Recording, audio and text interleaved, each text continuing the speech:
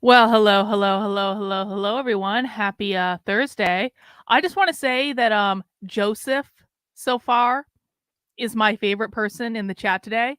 Not any of you people who are complaining about me not being on time, because of course I'm always on time. I don't know what you guys are talking about.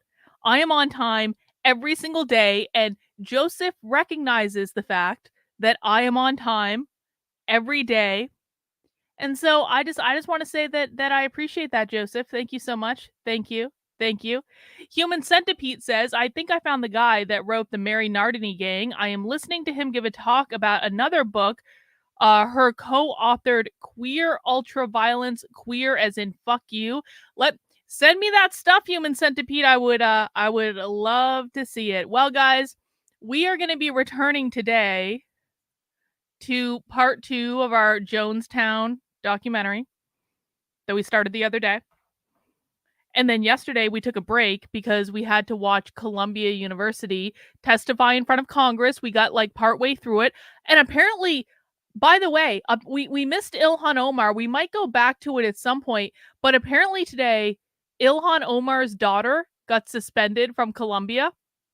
Or Barnard, like whichever, like Barnard is basically Columbia. Columbia is Barnard. They're like the same kind of like thing. But Ilhan Omar's daughter got suspended. So I actually just want to start talking about that because we are going to go back to the Jonestown documentary.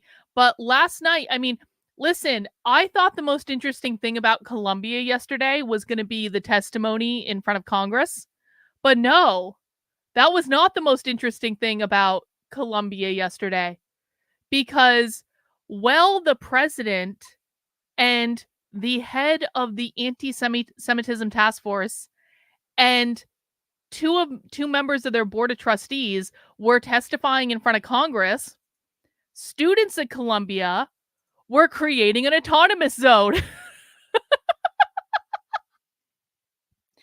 We all knew. Well, yes, actually, Joseph, yes, it is. And I'm going to prove that to you in the words of the students.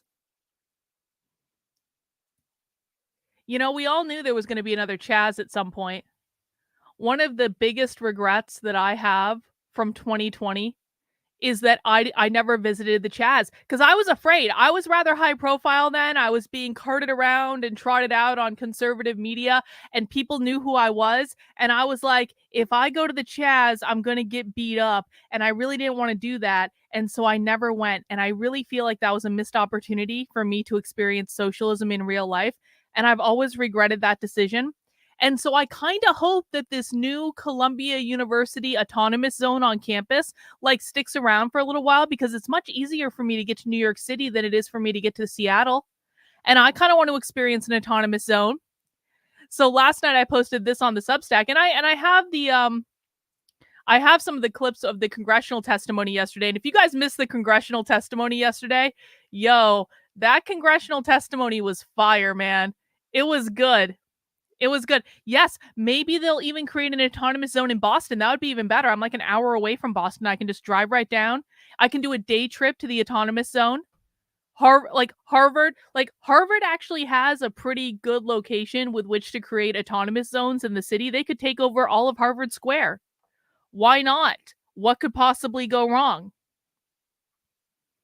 Let's all just, cross our fingers. Anyway, so I posted this on the Substack last night, which you can read by heading over to Carlyn, KARLYN.substack.com. What is this? Columbia University students are taking over the campus. They're setting up an autonomous zone. They have tents.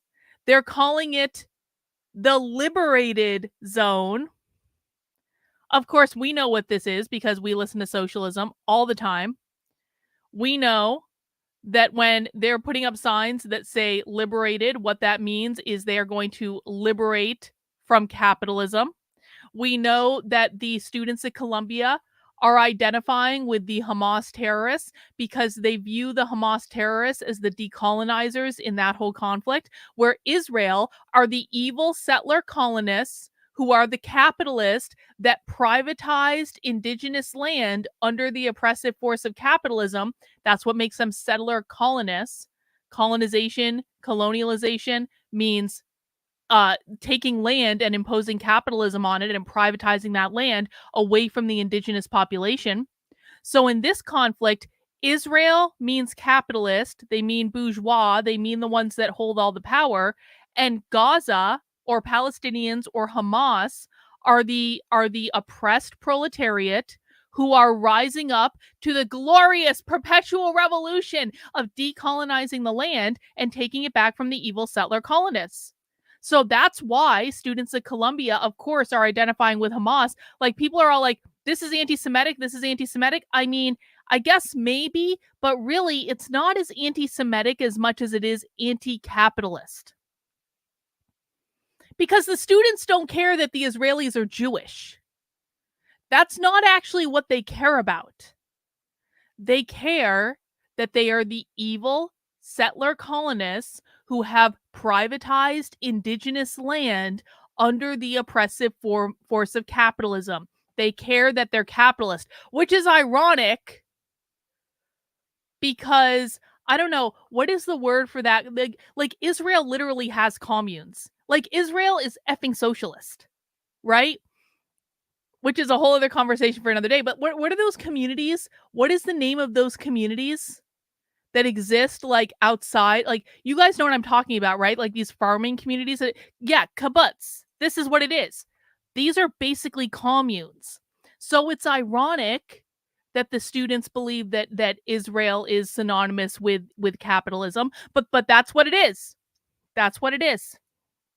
See, you guys knew what I was talking about. So we can look at Andy No's tweet here. Far left extremists have set up a Palestine-themed version of the Chaz to demand liberation. We all know what they're trying to liberate from. That liberation is from the oppressive force of capitalism. We've got our old friend, Stu Studio. Shout out to Stu. Stu's actually there. Stu is on the ground. Stu is getting video. Stu's doing a good job. Look at this. We have an update on the Columbia University student-created liberated zone called the Gaza Solidarity Encampment. Mass arrests were thwarted by hundreds of students rushing out and making a chain around the encampment. So the students were all there last night. Now look who showed up. The Party for Socialism and Liberation. Where have we seen the Party for Socialism and Liberation before? Does anyone remember? Because we've watched a lot of content from the Party for Socialism and Liberation. What content have we watched from them? Yep, shout outs to Stu. We like Stu. Stu's doing a good job. Yes, we have seen the Party for Socialism and Liberation on Socialism Saturday, but what specifically? Do you guys remember? What specifically?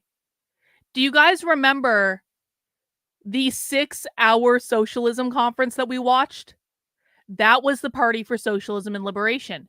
Do you guys remember? This is important. No. This is not the RCA. No. No. Different parties. Completely different parties. In fact, do you guys want to know who the Party for Socialism and Liberation is? Hang on, I'll show you. It's just going to take a minute to find. We're going to go into the video vault. You guys are going to know this when you see them. But I just have to find it. The video vault has too much stuff in it. Not that one. Not that one. Not that one. Bing. Bing. Revolutionary Socialists admit the 2020 riots will happen again. Oh, really? Tell us more. Tell us more, Party of Socialism and Liberation. Hang on. Let's just remind ourselves who the Party for Socialism and Liberation is. Watch. I think that, we are heading into, it's not me, the party's assessment of a highly explosive moment in U.S. politics. And it seems somewhat calm right now. Maybe, there's it's not 35 million people in the streets like the summer of 2020, but that's going to happen again. And that's going to happen with actually greater frequency. And even, I would say, even on a bigger scale in the years to come. That's the Party for Socialism and Liberation. Right there. In this video that we watched on Socialism Saturday, they were talking about their book, Socialist Reconstruction, which the book is basically outlining how they view the socialist world. And this is a 10-minute clip. We're not going to watch the whole thing. You can find it on the Substack, in which the Party for Socialism and Liberation was literally telling us on video, the riots of 2020 are going to happen again. They're going to happen again. They're going to be even bigger. They're going to be even worse than they were the first time. And guess what, guys? This was a pretty important clip when we found it. And when we found this clip, I sent it out to everyone. I sent it out to all the usual influencers saying, the socialists are literally telling us they're going to do this again. Do you guys, do you want to tell people? Well, predictably, no one wanted to tell people because the influencers don't. That's actually not true. Liz Wheeler actually did. Liz Wheeler ended up using that clip, but I think Liz Wheeler was the only one.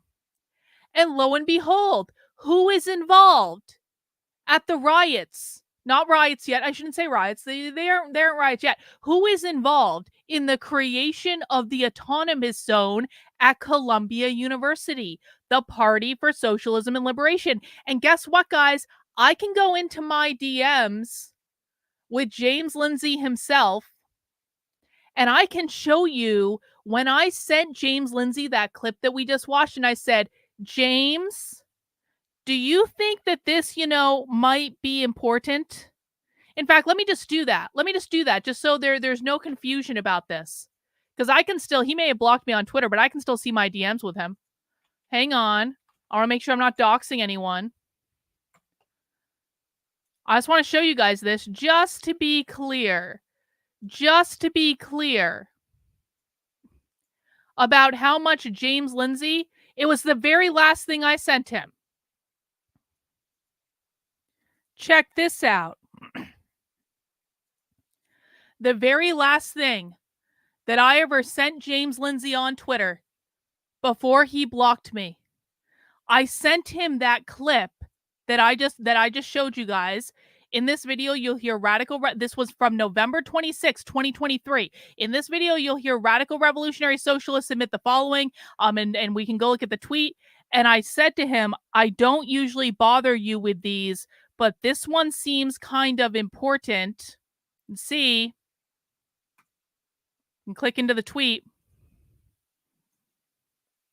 In this video, you'll hear real radical revolutionary socialists admit the following. The Black Lives Matter riots of 2020 will happen again with greater frequency and on a larger scale. The 2024 election could be the site of a pre-revolutionary crisis in the United States. That democracy means socialism, a government that upholds the values of socialism. James never shared that. Because of course it came from me. I don't think so, Naruto. I don't remember specifically the date on the video. So I would not say it was, I don't remember when it was made. What I can tell you is that we found this video in November. As soon as we found it, I put it out there, including sending it to the God Lindsay himself. And James Lindsay refused to share it. And now, oh, lo and behold, the exact same organization that video was from is involved in this autonomous zone thing at Columbia University. Huh. It's almost like we could have seen this coming a mile and a half away. Oh, wait, we did. And we tried to tell people about it. And the God Lindsay and all the other conservative influencers just couldn't be bothered to share those silly socialists because that's not a real threat, Carlin. That's not a real threat. Don't you know that these are not the groups we need to worry about? Oh, really, assholes? Oh, really? And none of my audience was surprised because we all knew this was going to happen. James Lindsay released a new discourses video about tyranny today. He basically defined capitalism. Okay, how did he actually define capitalism? I want to if you guys are going to tell me, first of all, and he's of course refusing to say capitalism because James can't give up the fucking grift. How specifically, Adrian, did he define capitalism? Because if James said anything other than private property ownership, he is not correct. So did James specifically say that tyranny is private property ownership? Did he use those words specifically? Because quite frankly, guys, unless James specifically uses the words private property ownership, I no longer want to hear about this. I am so sick of hearing from people. You guys have no idea how many times I've heard this. Carlin, James said capitalism in a podcast like 3 years ago. Can't you just let up? He said the word capitalism once. And I'm like, really? Really? You want to give him credit for saying capitalism in a podcast 3 years ago and never saying it since? Really? Because I say capitalism at a minimum of several dozen times a day. So did he say private property ownership or didn't he? Let me know. Anyway, I'm just saying that if people had been listening to my content, this would not come as any surprise at all. because we told you so. We told you so. Here's some more. Here's another post where they're literally calling each other comrade in the post. I've got some updates from today that are going on Twitter. So, Adrian, this is the problem. This is what I'm talking about. Then he did not say capitalism. Stop giving James credit for things that James is not doing. If you're telling me that he pussyfooted around it and said Mao's revolution a lot, that's not even Adrian. You've watched my content long enough to know better. That's not even in the same goddamn league. It's not even in the same fucking universe as saying capitalism. So no, James gets zero credit because James is still refusing to tell people what is going on. And unless James actually says capitalism, or unless he actually says private property ownership, I would just really appreciate if people would stop bringing it up, is I guess my point. Because again, like, I hear this every day. People come into my feed and they're like, James is kind of pussyfooting around the idea of capitalism, Carlin. Isn't that progress? No, it's not. It's not at all. Until and unless James says capitalism or private property ownership, James gets zero credit for pussyfooting. Anyway, let's take a look at some of the things that are coming out on the Twitters. We've got this one. Police have entered the encampment in Colombia and are preparing to arrest anyone who won't leave. This is going to go real well. I'm going to tell you what, it's going to be fascinating. It's going to be fascinating to see how this plays out at Colombia. The president of Colombia authorized the New York City police to go on campus and start arresting people, which they did. Ilhan Omar's daughter was one of the people arrested. There have been students that have been suspended. So we're going to see who wins, because this is going to be a fight between the Zionists and the Marxists, who the Zionists have funded for decades and decades and decades and decades and decades. Who's going to win? I honestly don't know. Is it going to be the Jewish billionaires and the ADL, or is it going to be the Marxists that the Jewish billionaires literally were funding for fucking decades before they realized, oh, wait a second, there might be a problem here?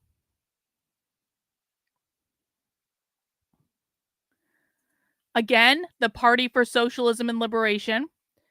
After the police moved in on students and started making arrests, students have defiantly taken the adjacent lawn to keep the protest in solidarity with Gaza at Columbia going. So, oh, wow, shocking. They broke up the encampment, they took away their tents, but the students didn't leave. I just don't know how we could have predicted this.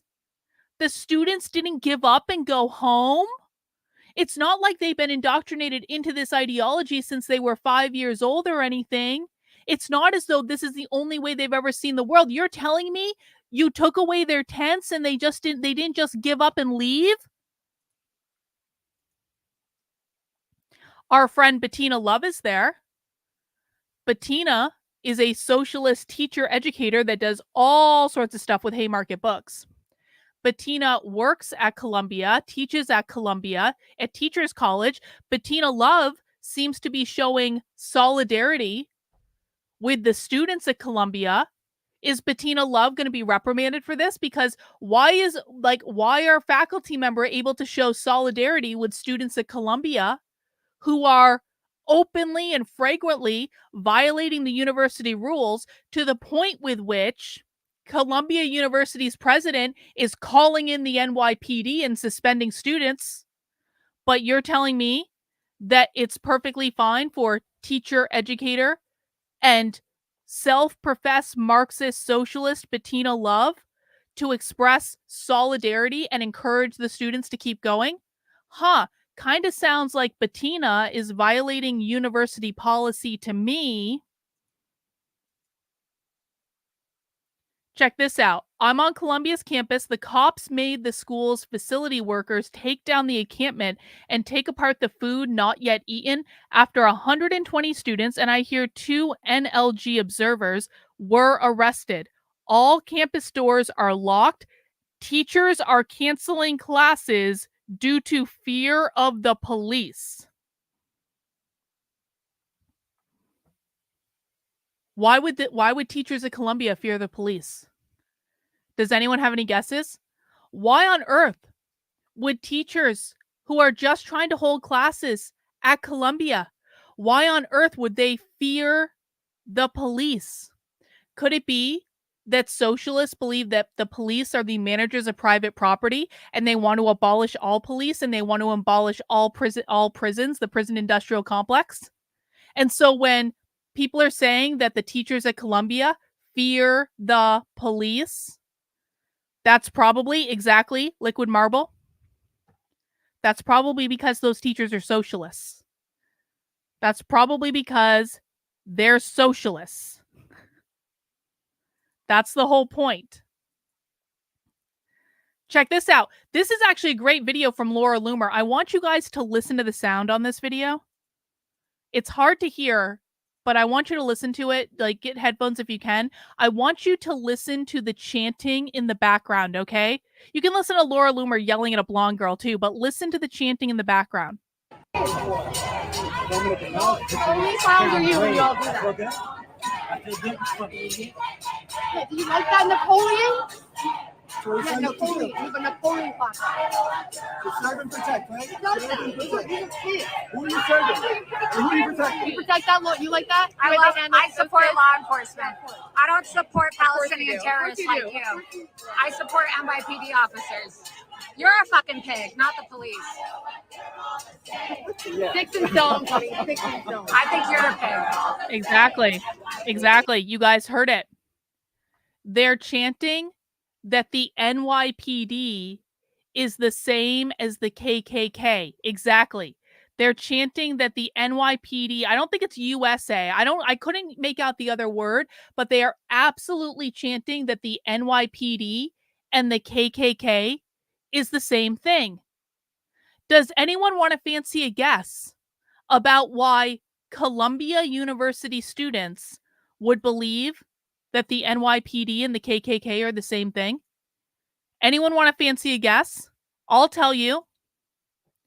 Because one of the things that socialists teach, and I talk about this in my How to Speak Socialist training, one of the things that socialists teach is that the police are descended from the KKK. In fact, let me pull that up. Since we're doing a good number on this, let me just pull up that slide real quick. I've got my Canva open. I was working on something else anyway. Let me pull that slide up so I can show you guys specifically, because this was actually in a school assignment. This was part of a school assignment that we saw in 2020, and they teach this stuff all the time, but I'm going to show you just a really overt example of it. If my page wants to load Canva, let me find it. Hang on. Here it is. Bing.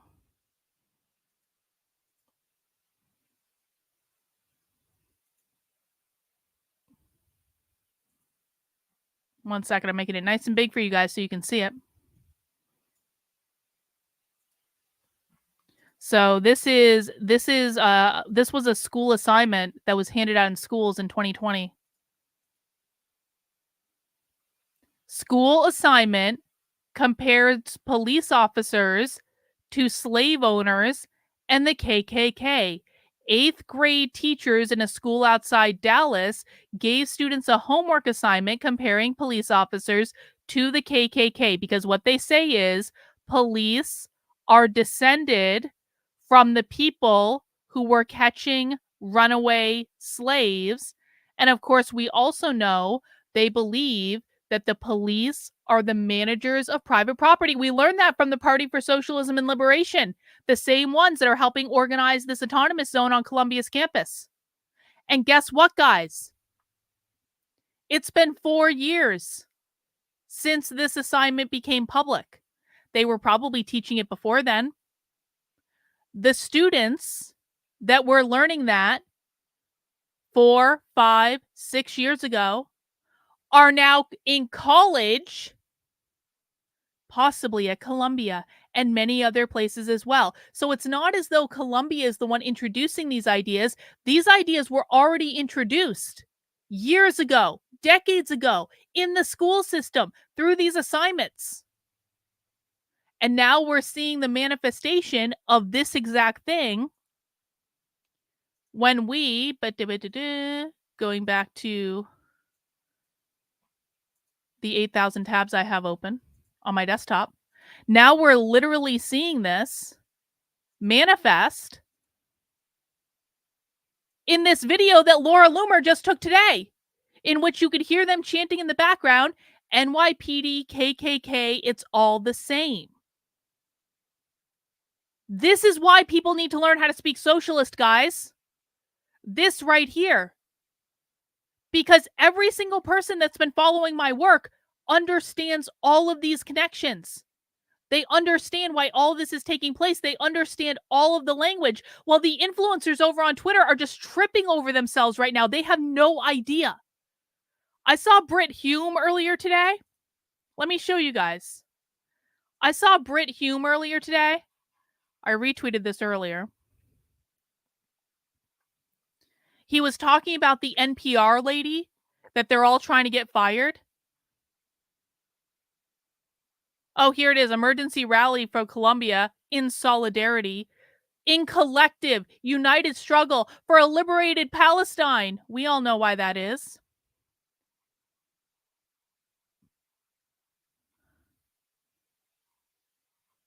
Hang on.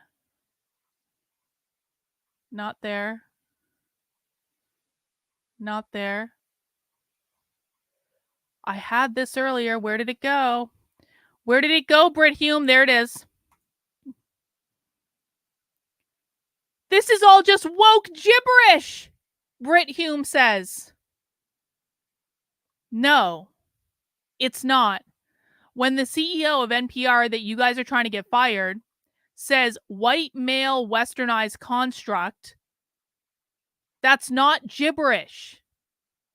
All of this language comes from somewhere. It comes from the same place that this queer Marxist language comes in. Look at this. Fucking libs of TikTok. Look at this person. Libs of TikTok yesterday. People are now identifying as gender season, which means your gender is connected to and can change depending on the seasons. And her brilliant conclusion is, we have a serious mental health crisis in this country. Every single person who watches my content knows what this is.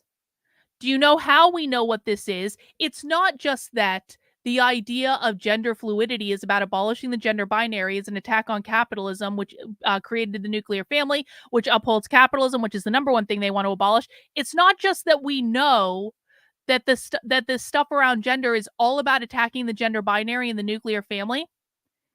This person literally has a picture of Karl Marx in the video. There is a picture of Karl Marx in the fucking video. This is not a mental health problem. This is a problem with the K through 12 public schools being taken over by queer Marxists and indoctrinating these kids into the cult of queer, which is a far left political ideology, since they were 5 years old. And conservatives cannot wrap their heads around this, that this is not a mental health problem. This is a deliberate effort to abolish the gender binary and destabilize the nuclear family, both as an attack on capitalism. And we know that when Karl Marx is literally in the fucking video.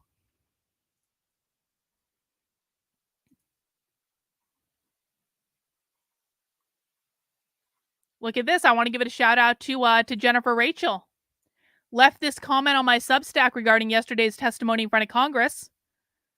The woman to whom most of Banks's questions were directed said in response to his questions about the folks being spelled with an X instead of a K, that perhaps the students didn't know how to spell reminded me of Kamala Harris a bit. The oversimplification of the issue, the coyness, the feigning stupidity. If Banks had been knowledgeable, He could have called her out and put her between a rock and a hard place. He could have started out as he did, and then after she feigned ignorance, point out that the language was socialist and that she would have us believe that the school is so out of touch with its students as to not know what ideologies the students are pushing in the name of the college. And then we talked about maybe targeting specifically with that. But the point is, if that congressman, all these conservative influencers were tweeting that clip yesterday of the congressman saying, "Why are you spelling folks with X?" And they were all like, "Own the libs, bro! We own the libs!" And my community is coming in and being like, if you morons actually knew how to speak socialist, you actually could have gotten so much more out of this. You could have had a much bigger moment. You could have gotten so much more out of this president if you just knew how to speak the language. But no, your priority's on owning the libs, bro, and so that's all you ever do is own the libs. Anyway. Stu is still out there. Maybe we should check in on Stu's timeline. Check this out. They're setting up another liberated zone. Look at this. The students that were cleared out by the NYPD are already setting up another liberated zone. They've still got their signs. They've still got their tents. They're all wearing their masks. They haven't gone anywhere. Let's just check in on Stu's Twitter feed. I want to encourage everyone to follow Stu. He's doing a great job. No, he hasn't posted anything new yet. Oh, shit. Cordell West is there?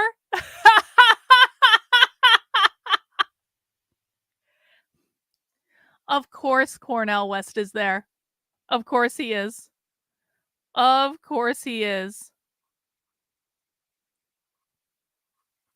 Anyway, guys, we'll have to keep an eye on what's going on at Columbia because I do think it is a fascinating little jaunt into what we can expect this summer. And of course, we're the only ones who know what to expect because we're the only ones that are paying attention to this per usual. So if you want to know what's going to come before it comes, if you don't want to be surprised like all the influencers are, even though I tried to tell everyone this was going to happen when I found that video clip last November of them literally saying it was going to happen and no one was paying attention and James Lindsay didn't want to tell anyone. If you want to know what's coming before it actually happens, join me. Have a seat. We do this 6 days a week. Please subscribe to the channel if you are not already. If you would like to subscribe to my Substack, which is actually my primary content platform on the internet, head over to Carlyn, KARLYN.substack.com. If you want to give me a virtual high five for predicting this back in November based on primary source video evidence, you can sign up for my Substack for $8 a month, $80 a year. You guys fund the time it takes to do this because I spend dozens of hours a week just watching socialist and leftist content so that I can tell you what's going to happen literally 6 months before it does. So if you want to fund that effort, sign up for $8 a month, $80 a year. You can also feel free to super chat. Super chatting does help support the work I'm doing. I do prefer Substack memberships. But if you want to super chat, that's cool too. How bad is this summer going to be? I would not make any plans to visit any lefty cities this summer. Like, that's kind of my position on it. I think it's going to be bad. We got a presidential election coming up. I think it's going to be bad. I'll pop the link in the chat to Stu's Twitter and actually, just let me do it now. Hang on. Bing. He is the Stu Studio over on Twitter and definitely recommend the follow. All right, guys, let's dig into our Jim Jones documentary because we are going to finish up the Jim Jones documentary that we started the other day. And again, guys, what we're looking for is any parallels that you see with what's going on in the world today, any things that surprised you, maybe from the last time you watched this, applying all the knowledge of socialism to Jim Jones and the People's Temple and that whole thing. Let us know in the chat. Please feel free to chat in your ideas as we make our way through this documentary. Let's get this party started. I am to believe in people would instead. How do we show the world what a truly committed group of people would do if they are threatened with the disintegration of their community. The people that went to Jonestown wanted to believe in something. I'm no longer a man. I'm a revolution. I am the mighty wind of revolutionary change. And they wanted to make a better world. I never saw us dying from within. I never, ever saw it coming.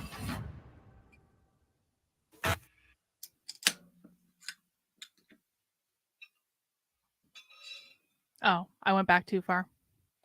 Oh, well. There we go. There we go. Each of you give a salutary kiss of greeting to your neighbor. The first time I went to a People's Temple meeting, I felt like I was home. When Jim Jones was up on stage, the whole audience was hanging on every word he said. But the more power he got, the darker the story got. Jim was a power addict, always trying to think how he could control People's Temple members. Reverend Jones, how do you account for such an avid following? I'm principled and dedicated to my people. When we moved to San Francisco, things went to the next level. But the rampant drug use increased his paranoia. You punk, you goddamn gangland punk! The more power he got, the sicker he got. When the story came out, he wasn't around to answer for it. I remember my father saying, "We're going to Guyana." In Jonestown, things were good for a while, but then things started shifting. Our town could not last. I know it's not pleasant, children. My God, somebody's got to fight this revolution.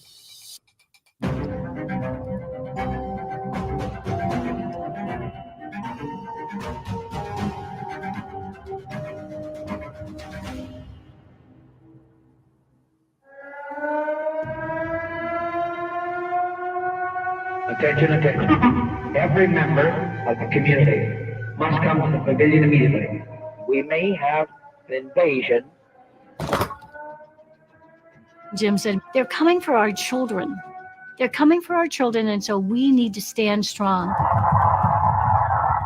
We're all lined up with shovels and pickaxes and whatever other tools were there. We were going to fight. We'll kill them as they come.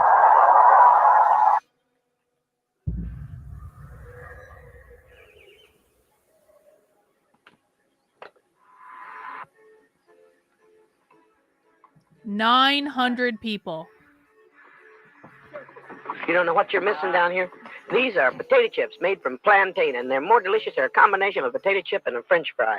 And radishes, Here are the people at the table eating an afternoon snack. That's another sunny day. It's interesting when I walk out. Every time I walk out, as the people can verify, the rain will stop. So that's been amazing. I think there are many different reasons people went to Jonestown. It had a lot to do with peer pressure. For many of them, they were probably hopeful. You know, we can be a happy community again. You all happy? You here? You happy, Tom? Yes. Everybody's happy down here. You can see that that's an obvious fact. The story was we were going to paradise, the grand utopia. But we're trying to feed over 900 people down there. It was a battle we wouldn't win. And probably Dad saw that.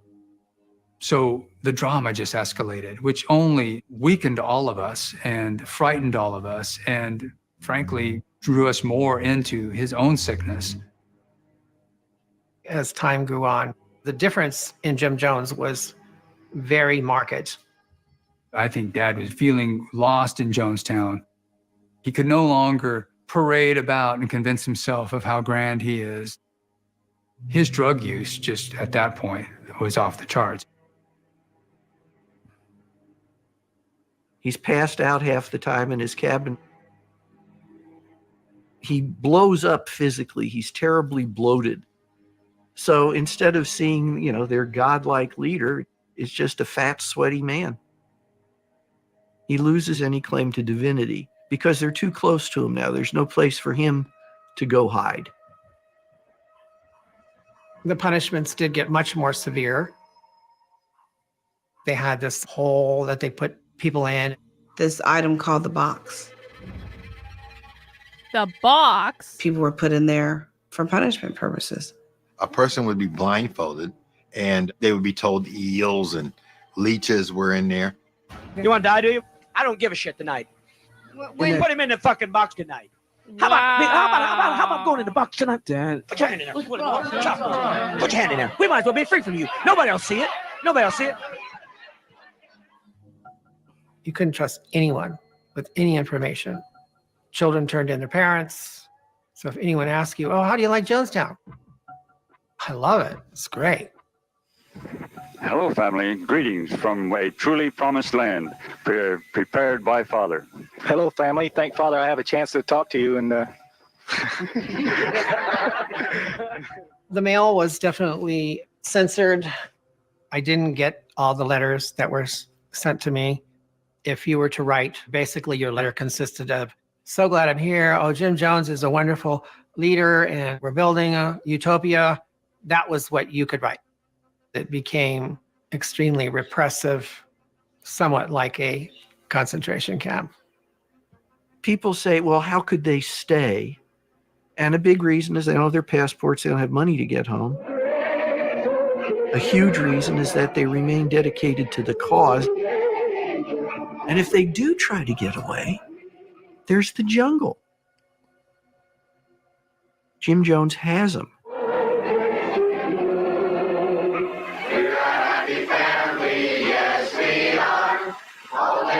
Sing a song, God loves us everyone. We're a happy family, yes we are. We're a happy family, yes we are.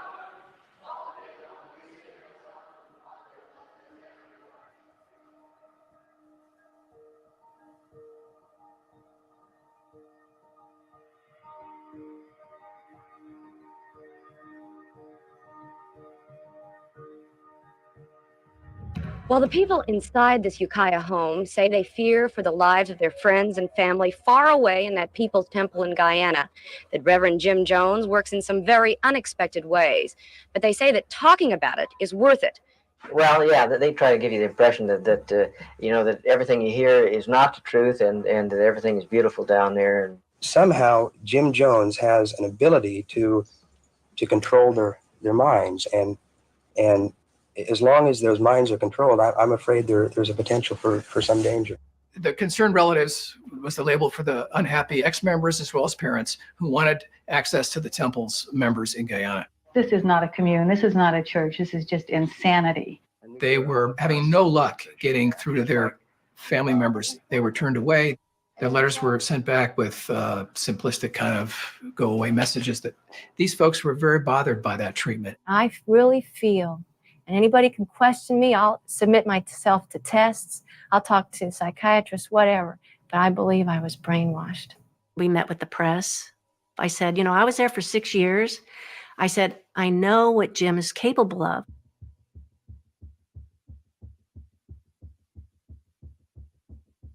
My son, John, obviously was being turned against me, and that's when I decided to fight for my son.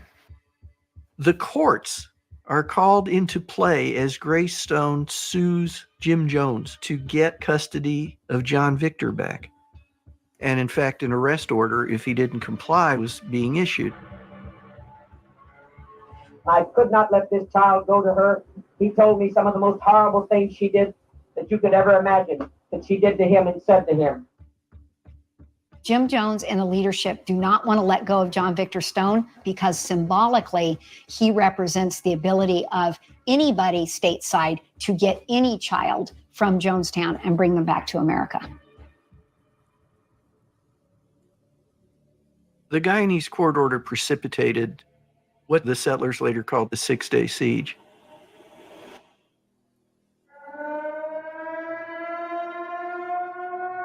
Every member of the community must come to the pavilion immediately. Jim said, they're coming for our children, and so we need to stand strong. We were being told that the Guyanese army was coming in and we were going to fight because, you know, if you take one of us, you have to take all of us kind of thing. I'm sitting there thinking, I wonder how I'm going to die today. Are they going to come with machine guns and I'm going to get shot I wonder what a bullet feels like. At 20. I didn't think I was going to see 21. I got a hell of a lot of weapons to fight. I got my claws, I got compasses, I got guns, I got dynamite, I got a hell of a lot to fight. I'll fight, I'll fight, Wow. I will fight, I will fight, I will fight, I will fight. They're listening, let the night roar with it. Oh, and now we mean it, we'll kill them as they come.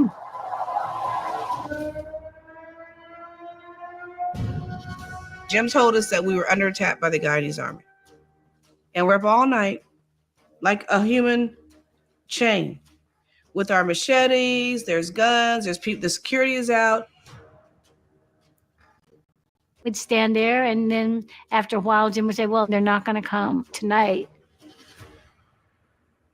And then he sends us to bed. And then the next night can happen again. It was 6 days of being told that you're under attack and you might die at any moment.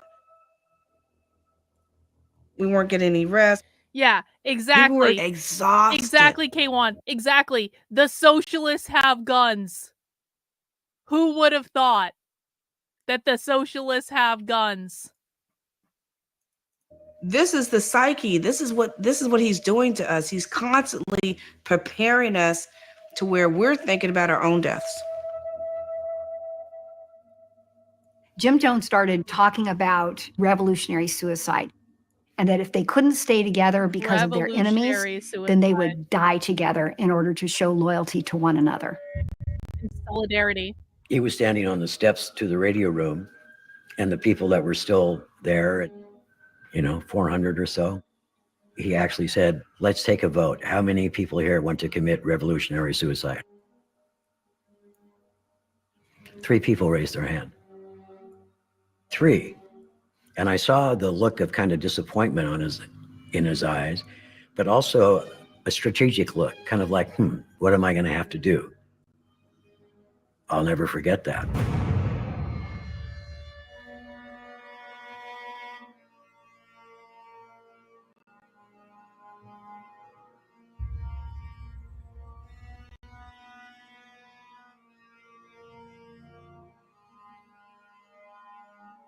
The whole thing was that we were under attack by the Guyanese government. And then years later, we find out that it was really over the custody battle. So what are you going to do? So what am I going to do now?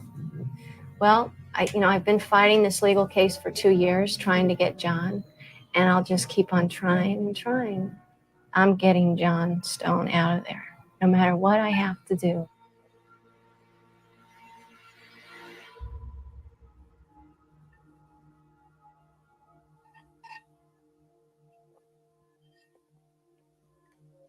This was 1978. I was a legislative counsel to a member of Congress in San Francisco.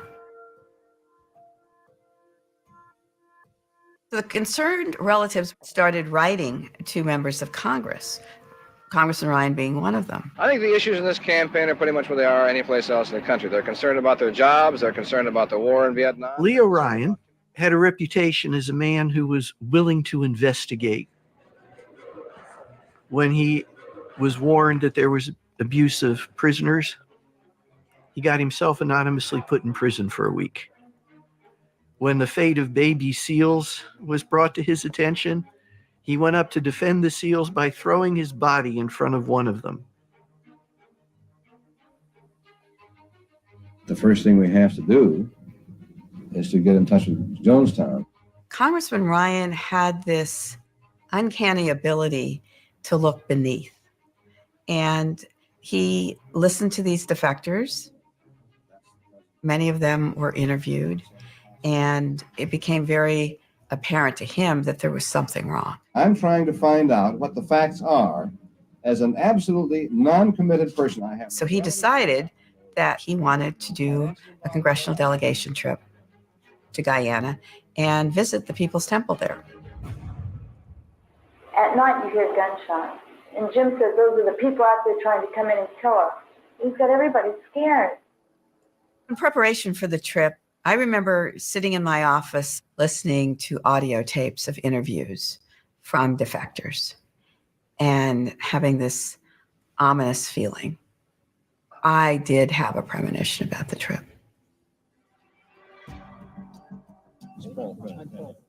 You know, I did try to warn Congressman Ryan. I don't think anybody heard us or they didn't believe us.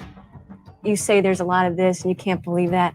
I'm telling you that you have never met up with a man like Jim Jones.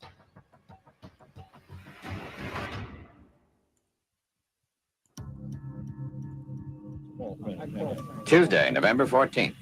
Congressman Leo Ryan and his party of people related to cult members, reporters, and cameramen left the United States for Georgetown, Guyana, hoping to get to Jonestown.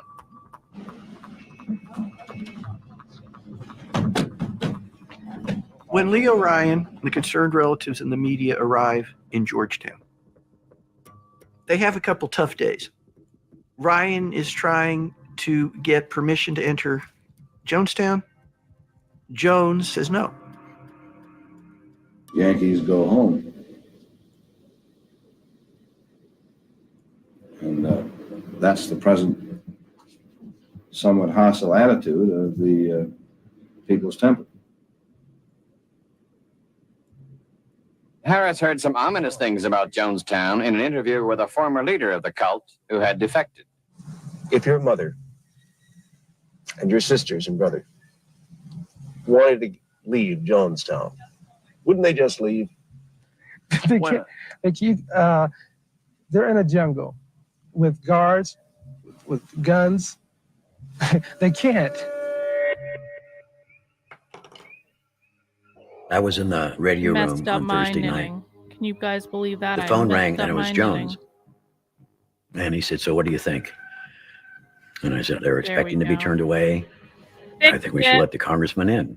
He said, this is a shitty way to live. And the conversation went on, and all of a sudden he just, and he went into 20 minutes of non sequitur sentences, slurring half the time. I was terrified.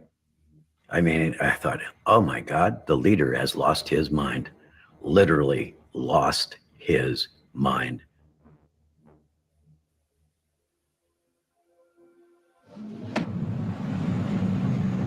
So do we sign in or do we go over there and see them? Check over here with the list. Everybody. Congressman Ryan approached our group and said, okay, we have 2 planes. We have this many seats. The concerned relatives groups started kind of fighting over the seats. And I just stepped back and I said, I'm not fighting for a seat on the airplane. I was told later, people said that if I had shown up on that airstrip on the way in, they would have killed everybody right then and there. Nobody would have ever even got into Jonestown. There was so much hatred for me.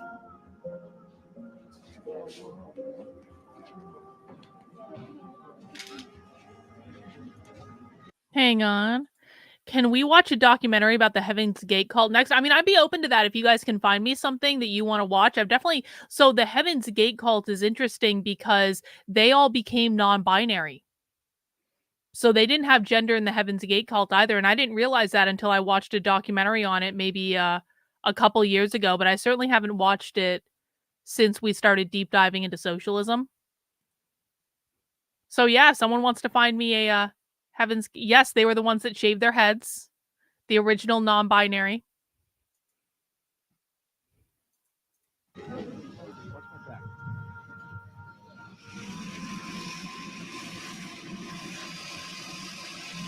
Friday, November 17th. Congressman Ryan and his party headed for Jonestown, not certain whether they would get there or what they would find. We may have a group of bad relatives who are working with Congressman Ryan to try to dictate to us and take us back as prisoners. We can watch something about the Nexum cult too. James Lindsay is BFFs with someone who was in the Nexum cult. And that means every one of you will have to say to your relatives, He doesn't like no, people talking I will about it, not though. be a prisoner. No, I will not go back. We were told that Leo Ryan was coming because he was part of the CIA. We were drilled and drilled and drilled and drilled and drilled. People were rehearsed. And so It was a huge, huge, huge deal. The government didn't care to come in and CIA conspiracy, but I do know it's real. The settlers in Jonestown hear from Jones that there are going to be people coming. There are people who start to see this might be the time we leave Guyana. When a congressman comes, surely, nobody's going to screw with a congressman. You could leave with him, you might be safe. And I remember thinking I didn't know how I was going to leave, but I made that commitment to myself and my son. I said, Jakari will not spend another birthday here. Diane Louie, a very close friend of mine, said her boyfriend, Richard Clark, had started finding a way out the moment he arrived in Jonestown. And I told her that I wanted to go. I wanted to leave with Congressman Ryan. I immediately thought, this is my chance to get out of here. So I was walking down the path and Monica Bagby just says, let's get the fuck out of here. And so from then on, we tried to talk to one another, to bolster one another. I'm probably the one who needed the bolstering. Yes. I mean, it sounds crazy, but yes, we have a right to leave. Yes, it's okay that we leave. I wrote the note, help us get out of Jonestown. And that was my plan, to hand him the note and ask for his assistance to leave. And it was very much like a prison escape. You're not walking out of here. That was what Jim said. You are not leaving here walking. You'll be dead in a box. You're not leaving here. The consequences of conspiring to leave was death. Period.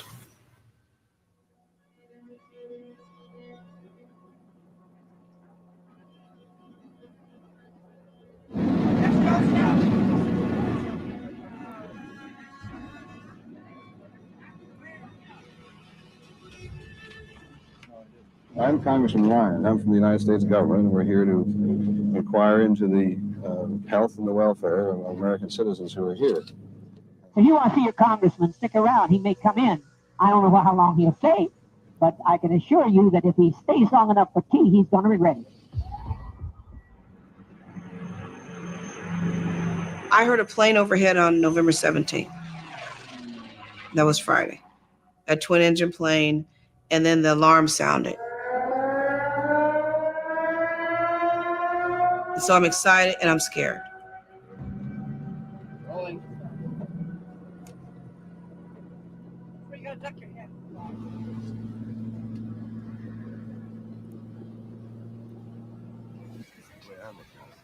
First, we went on a tour of the commune, and it was impressive.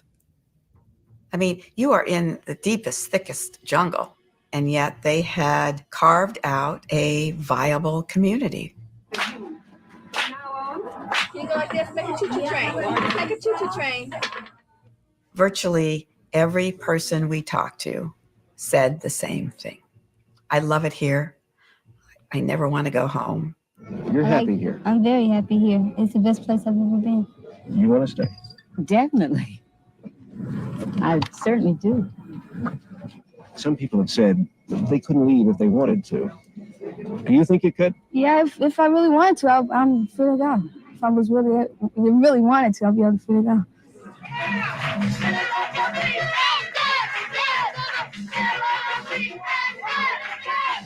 They had entertainment that night.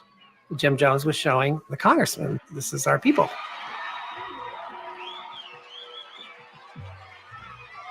Everything was riding that night on Congressman Ryan's acceptance of us.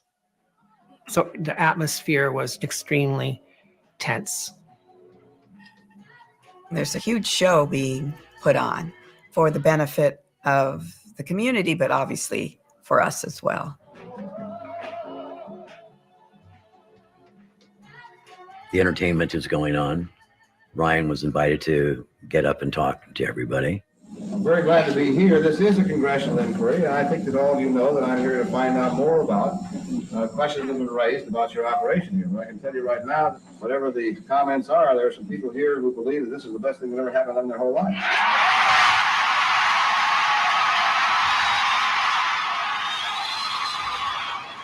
And the place just exploded in applause. Not rehearsed, has been printed many, many times. It was loud. My brother told me afterwards that it was the loudest they'd ever heard Jonestown.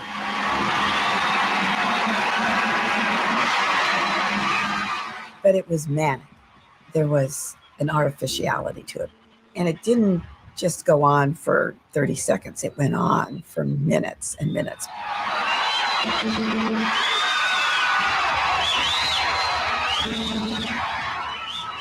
That's creepy. What I hear is this incredible tension being Like broken North Korea. by this way over enthusiastic clapping. It was during the performance that I thought, this is my chance to get out of here. The stakes were very high. It was like an all or nothing, do or die. This is going to work or else. Reporter Don Harris was kind of doing a circle around the crowd. Exactly, in the inside. Rachel. No one wanted to be the first to So stop. he made it possible for me to pass the note.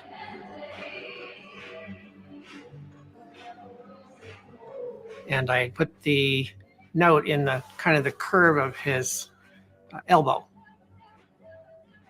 But the note fell out on the ground. And this little kid, I think it was 10 or something, he started yelling, "He passed a note, he passed a note."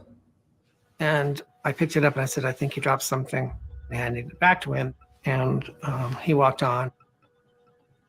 I'm exposing myself totally and I am in pure terror. Don Harris approaches us and he hands Congressman Ryan a note.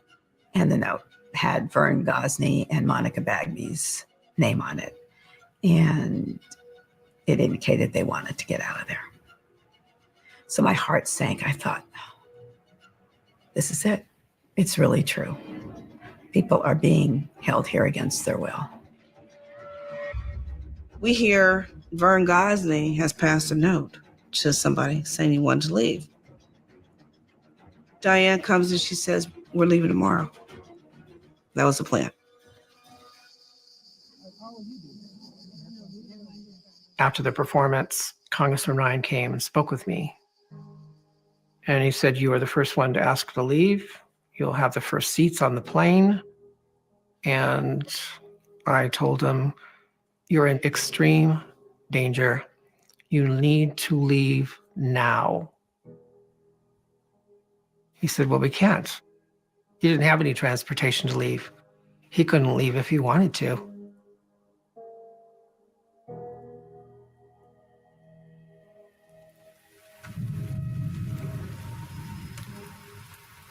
I remember lying on this top bunk and listening to a torrential downpour that night on this roof. It was staccato sound. And I don't know that I got a wink of sleep that night. I was just thinking, how are we going to get out of here safely?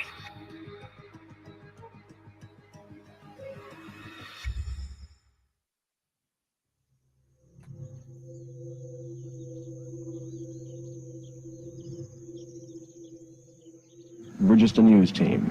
We don't care one way or the other. If you're convinced that Jim Jones is a good man. Definitely. I should say so. Yes. I mean, I'm 27 years old, Black, free, and I make my own choices. And I definitely think Jim Jones is a beautiful, he's got more character than I've ever seen out of anyone. And I respect him very, very much. On November 18th, it was determined that we were going to leave. My husband, Joe, and I have separated. I have Jakari. But that day, Joe shows up and I'm holding our son. He says, "Where are you going?" I said, "We're going on a picnic." He goes, "A picnic?" And I'm thinking, this is the stupidest excuse you could ever come up with. Okay, we blew it. It's over. Then he just said, well, today's not a good day. Don't go. That's what he said. Now I'm panicking a little bit. We have to hustle. Richard says it's 30-something miles, and we got to walk it. And so we left. And we just started walking down the road. I have Jakari tied to a sheet on my back. And I'm so scared. I am so unbelievably scared. It's hard to breathe. I feel like my heart's in my throat. I'm trying to keep from panicking. And I'm just waiting for the bullet. I met with Congressman Ryan and Jackie Spears. Congressman Ryan said, you have a congressional shield of protection around you. Nothing can happen to you. And I just thought, you're insane.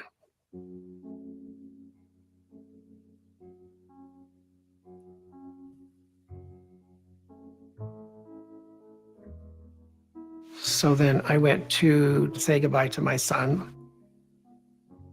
And Edith, his caretaker, was in the middle between these two guards.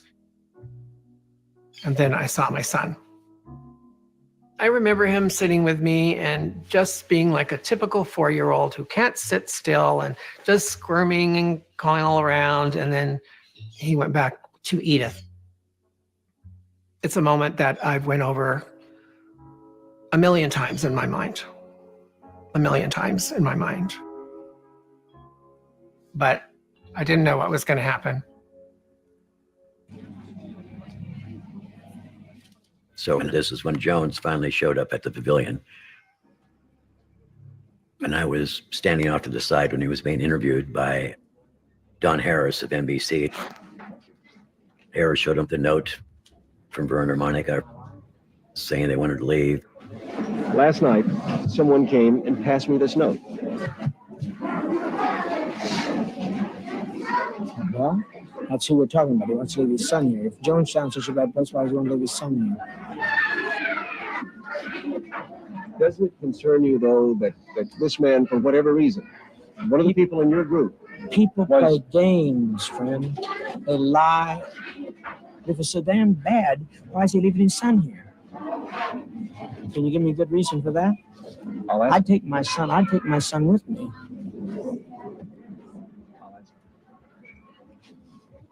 But you could see that he was not right. I mean, I couldn't see how not right he was, but you could see he was not right.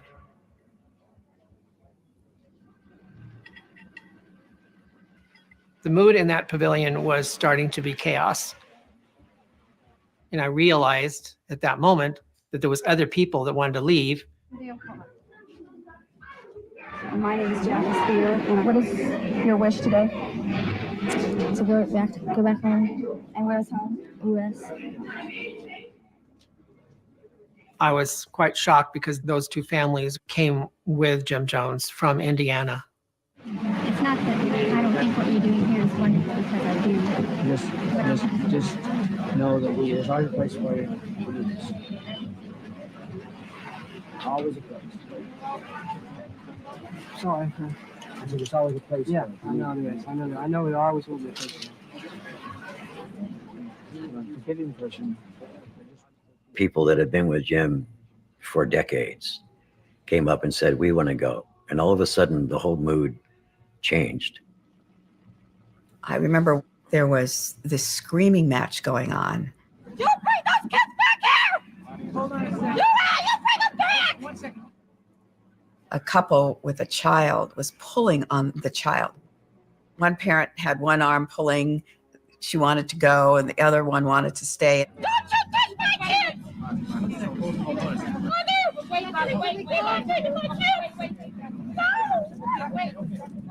And I'm thinking, oh my God, the intensity of emotion had just skyrocketed. I had tears rolling down my face. It was so incredibly emotional. But Jones's demeanor changed. I could see the anger growing on his face. In terms of people leaving, it had gone from 7 or 8 to now 13 or 14, and now another 9. We're up over 20 people.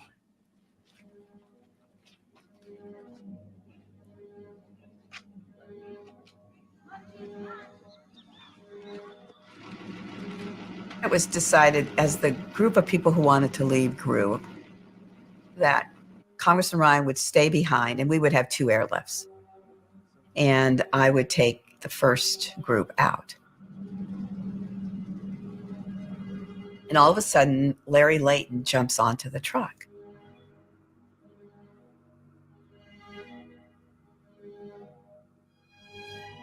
Dale Parks came and said, Larry Layton is coming with us.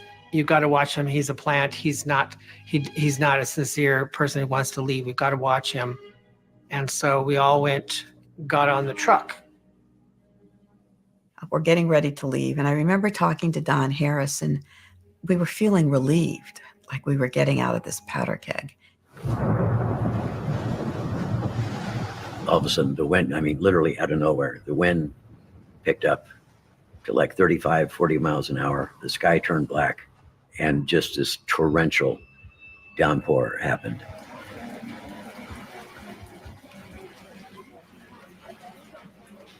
What I felt, and I felt it physically, was evil blow into Jonestown. It's like a supernatural force swept in and took over the place. The reason this was so important is because the truck couldn't leave.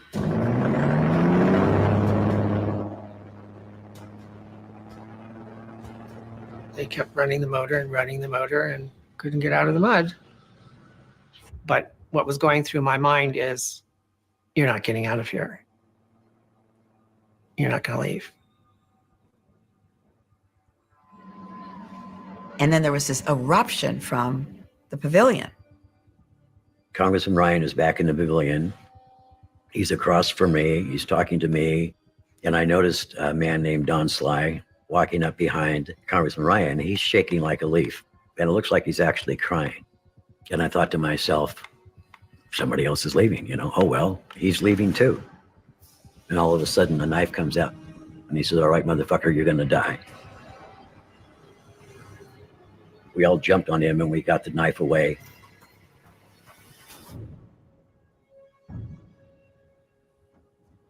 Congressman Ryan is sitting down, and you can see blood on the congressman's shirt. He was obviously shaken up. Somebody was trying to kill him.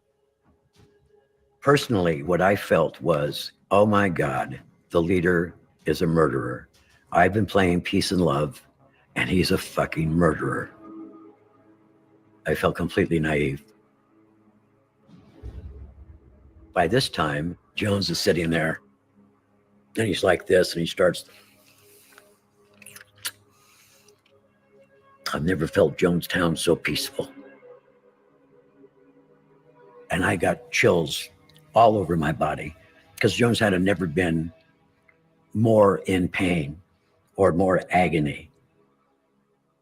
It felt literally to me like Jonestown was disintegrating in front of my eyes.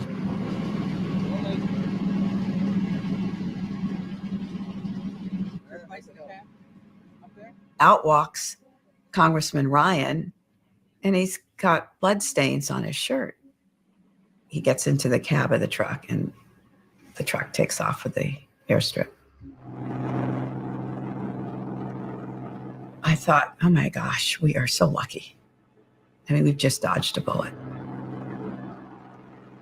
There's an attempt on Ryan's life. We've got these defectors. I'm still unsure about why Larry Layton's on this truck, but we'll sort it out when we get to the airstrip.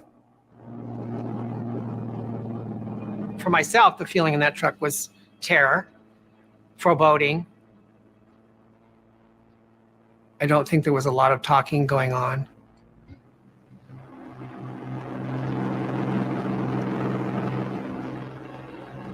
It's 6 miles to Port Kaituma. The roads are narrow, the roads are muddy. It's going to take a little while to get there.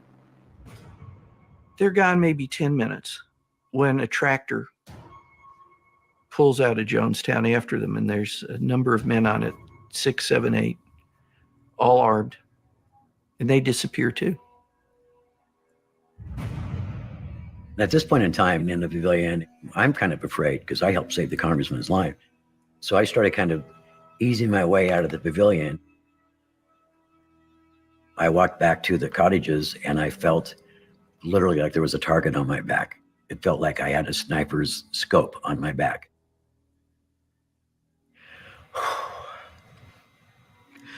This was so hard. I get back to the cottages and Gloria's there with Malcolm. And she's laying down on the bed. And Malcolm was playing on the floor with his toys. And I said, do you know what's happening up there? And she shook her head, yes. And we just started holding each other. And I said, I'm afraid we're all going to die.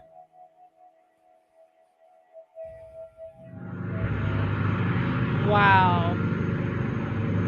At Port Kaituma, Ryan, because there's so... I mean, listen, guys, Kate says in the chat, human intuition is one hell of a thing. We all have our intuition for a reason. Our intuition is our gut instinct telling, like, it's our brain processing a whole bunch of information very, very quickly because our brain is the fastest supercomputer in the world.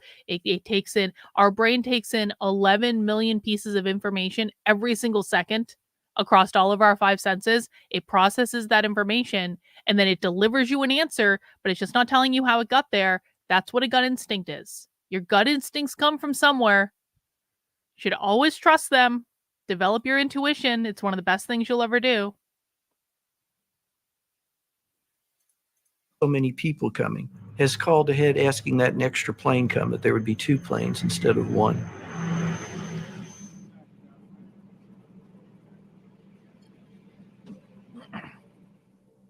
They're still sorting that out. When Leo Ryan is going to go ahead and give an interview to the TV crew on the tarmac. Did he say anything when he came up? Yeah, he said something about rob and choke and kill and or knife. I don't know. But what he said was he intended to kill me. Congressman Ryan is talking to some members of the press. I start to board passengers onto planes. And I'm boarding the smaller plane first. Myself and Larry Layton were assigned to the small plane. Congressman Ryan at this point has come over and I says, I don't trust Larry Layton. I don't want to be on the same plane. One of the press people is there and I says, would you just frisk him? He frisks him, doesn't find the gun. All of a sudden, in comes the tractor from Jonestown. They're starting to think, uh-oh, there's trouble.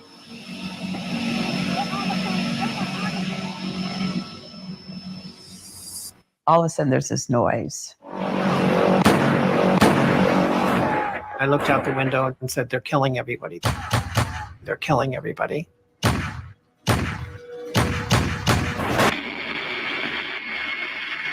It does not even register to me that its guns going off.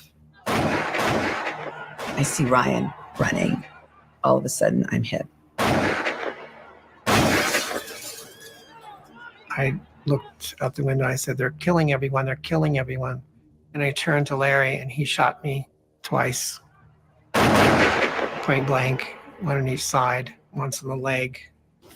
And then Larry shot Monica twice in the back. I think he had 1 bullet left and he took and pointed it right into Dale Park's face and pulled the trigger and the gun misfired.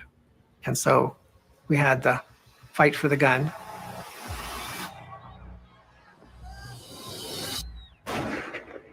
I'm lying under the plane, pretending I'm dead.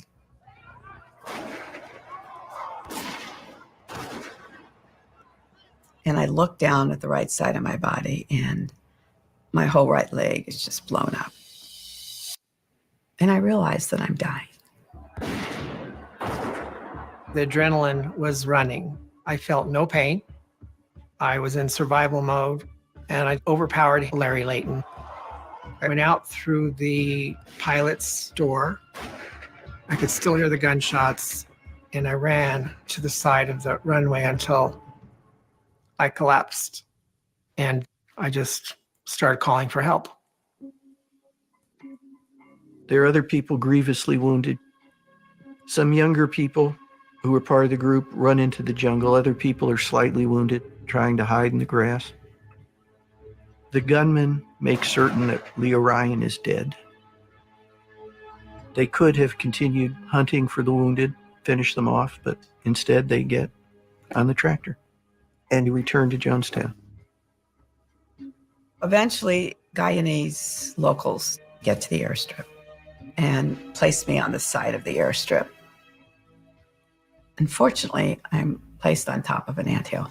So all of a sudden I have these ants crawling over my body. And I oftentimes say, you don't sweat the small stuff when you're dying. I don't recall how big the group of assassins were. I don't know, 4, 5, 6. They were all people I knew for many years. All the assassins,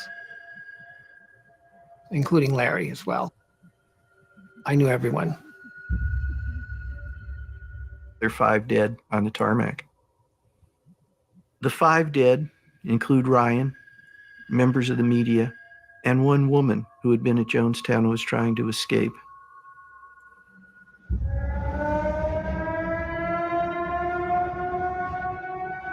Meanwhile, back at Jonestown, a voice comes on the speaker saying everyone needs to come to the pavilion.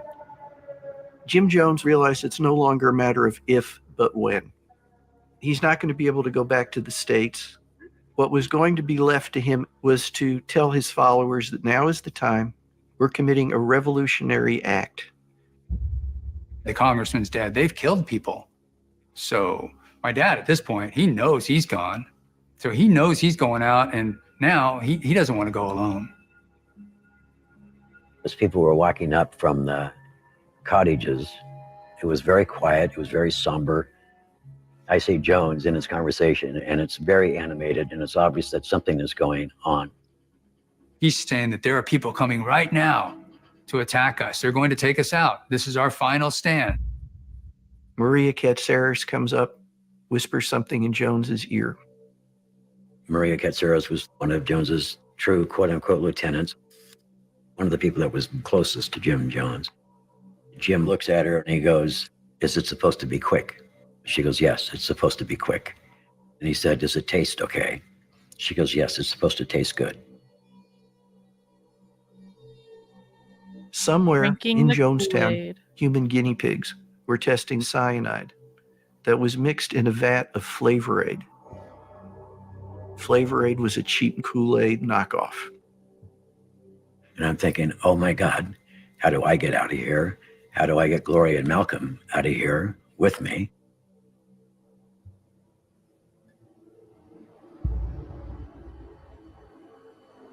As people are gathering in the pavilion, Jones took the stage. And we don't have to wonder what was said that day. There was a tape running. It's known now as the death tape. How very much I've loved you. How very much I've tried my best to give you the good life.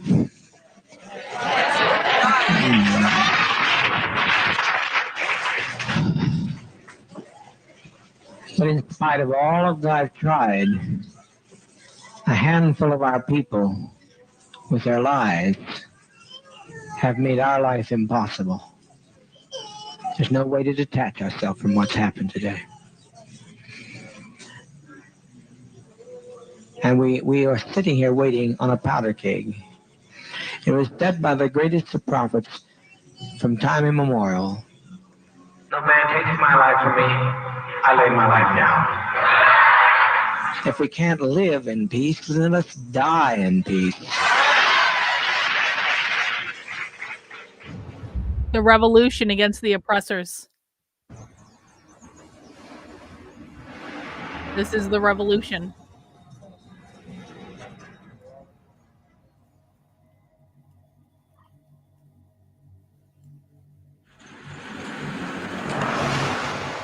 On November 18th, my brothers went to. I think it might be hard for us to imagine doing something like this or people actually doing something like this, but can we all just sit back and just think about the amount of groupthink that we see take place on a daily basis. We're seeing groupthink at Columbia University right now. We see groupthink on the conservative right like all the effing time. We see outrage mobs, we see cancel mobs that act just insane, completely unhinge themselves from reality in order to fit in with the group and do what the group wants. Is it really so hard to believe? Honestly, is it really so hard to believe that this is all you know? You're in this jungle with all these people. This is your family. You feel like you're going to be like everything's going to be taken away. You're convinced that there's nothing good in the world. This is why this happens.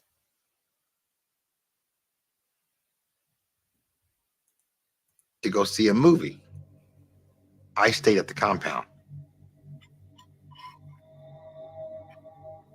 Early evening, I was called to the radio room by Sharon Amos. I never liked Sharon. She was a fanatic. My father was in the radio.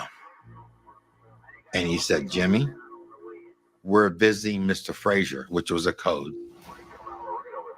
Then he said, the Avenging Angels have visited Leo Ryan, and we need you to avenge our actions. In code, break that up, was we're going to commit revolutionary suicide. The congressman has been killed.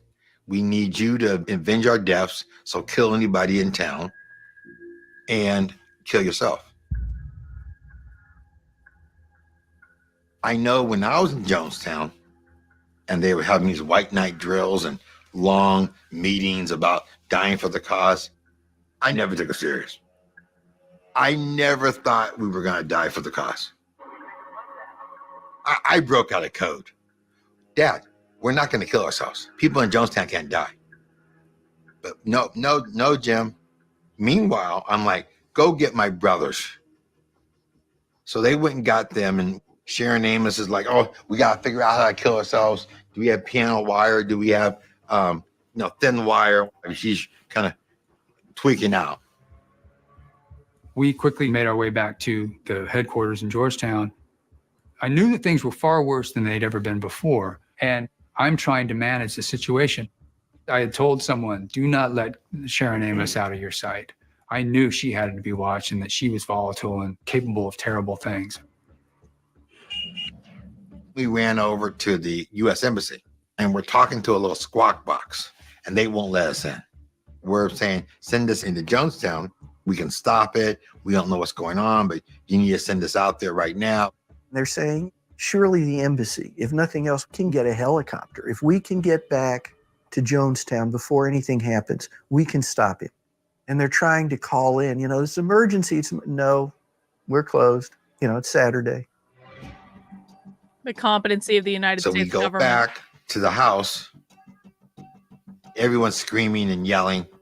Sharon Amos had taken her kids into the bathroom with a guy named Chuck Beitman, and took our niece inside, Stephanie, and cut the children's throats. What I came upon is not something that I want to describe, but it was horrible. You can still hear people gurgling. Our friend Calvin Douglas busted into the bathroom and pulled Stephanie out. She still has a scar. We called the police, and the police came. By then, the gurgling has stopped.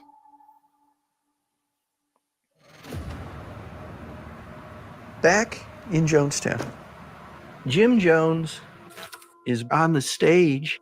I don't know who fired the shot. I don't know who killed the congressman. But as far as I'm concerned, I killed him. You understand what I'm saying? I killed him. He had no business coming. I told him not to come. And as soon as the word gets out, the Army's going to be parachuting in. They're going to come for us. They're going to kill us all. They're going to get our kids. We can't let that happen. We need to commit revolutionary suicide. We can't go back. They won't leave us alone. They're now going back to tell more lies, which means more congressmen. And there's no way we can survive. As they are in the pavilion getting ready to commit suicide, a woman by the name of Christine Miller begins to question what the logic is behind letting 14 people who defect cause the deaths of over 1,000 people. Yes, Christine. I said I'm afraid to die. I don't By think no you are. means. I don't think you are. But I look at our babies and I think they deserve to live. I agree. You know? But also they deserve peace. I'm completely schizophrenic. They're at this struggle time, sessioning each because other one into part of me committing is suicide. saying everybody's going to die. You're going to die. And another part of me is saying this doesn't make any sense. You don't kill everybody. Everybody dies. I haven't seen anybody yet that didn't die. And I like to choose my own kind of death for a change. I'm tired of being tormented to hell. That's what I'm tired of. Tired of it. By this time, the pavilion is filled up with people. There's armed guards around the pavilion, but the energy there was just, I don't even know how to describe it. Defeated. It was kind of like people had been crushed. At this point, I'm kind of intellectual. It's like, well, how is this going to come down? How am I going to die? What's going to happen? Because I'm not going to go down without a fight. When there's a tap on my shoulder. He's been tapped on the shoulder by Maria Ketzer. So's his brother Mike. Jim has a job for you. Come with us. And they're taken to a back cabin. And there are 3 suitcases. She goes, we have suitcases of money that need to be delivered to the Russian embassy in Georgetown. Will you take them? She gave us each a gun. She said, if you're successful, take what you need to live on and have a good life. But under no circumstances are you to be taken alive. You're to kill yourselves if you're caught. As to why I wanted to go to the Russians, I don't know if it was Jim Jones' final FU to the United States government. I don't know. But I said yes. And in my mind, I was buying time because I couldn't catch up. I could not catch up with what was going on. Who wants to go with their child has a right to go with their child. I think it's humane. I want to see you go, though. I don't want to see you go through this hell no more. No more, no more, no more. As the vats of cyanide-laced flavor aid are brought out, they are instructed to give the drink to the children first. Because, of course, once the children have been poisoned, how can any adult live after having watched their own children die? Hurry, my children, hurry. Christ. All right, they does not fall into the hands of the enemy. Hurry, my children. They have syringes, and they're going to squirt this stuff in the babies' mouths. No more pain now. No more pain. No more pain. Wow. If you adults will stop some of this nonsense, adults, I call on you to stop this nonsense. I call on you to quit exciting your children when all they're doing is going to quiet rest. I call on you to stop this now, if you have any respect at all. Meanwhile, the adults are about to have their turn. Where's the vat? Where's the vat with the green sleeves? Right here, so the adults can begin. People are lining up, and some of them refuse to do it, and they're held down and forcibly injected. And we know this because later with the bodies, some of them had abscesses on their neck, on their arms, on their skull, anywhere a needle could get jammed. That's where the needles went in. And everybody else is lined up to die. So while Maria's getting the gold, I went to get water. You don't go into the jungle without water. As I'm approaching the back of the pavilion, it's when people started dying. I cannot go through the rest of it today. I just can't. But needless to say, my wife and son were dying. Jesus Christ. It was just darkness. There was no light anywhere. in my life. As I was walking back to Jones's cottage, Carolyn Layton was coming up, and she said, "What's wrong, Tim? Why are you crying?" All I could say is, "They murdered my son, they murdered my son, they murdered my son." Jones says it's going to be easy. But death by cyanide is one of the worst ways to go possible. It keeps your body from absorbing oxygen. You suffocate slowly. I tell you, I don't care how many screams you hear, I don't care how many anguished cries. Death is a million times preferable to 10 more days of this life. The sounds I was hearing were screaming. People were screaming in fear, in pain, in death. There was nothing joyous going on. There was no grand hallelujah for Jim Jones. Marcelin Jones was screaming, "Stop this, stop this, stop this." People were being massacred. Mother, please, please, please, don't do this, don't do this.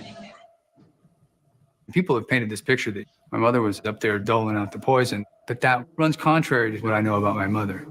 She came from a stand by and slightly behind your man era, but she was also very strong-willed. My father ordered her restrained, and she struggled until the last child died. At that point in time, I just wanted the nightmare to stop. I wanted to die. And there was a voice in my head that said, "You cannot die, you cannot die, you must go on, you cannot die."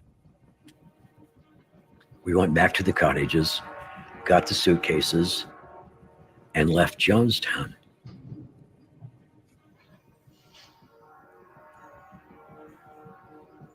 At this point in time, I didn't even know if I wanted to live, but I knew I wanted nothing to do with Jim Jones. I wanted nothing to do with Russians. I wanted nothing to do with money. So I said, "We can't do this. We need to dump the suitcases."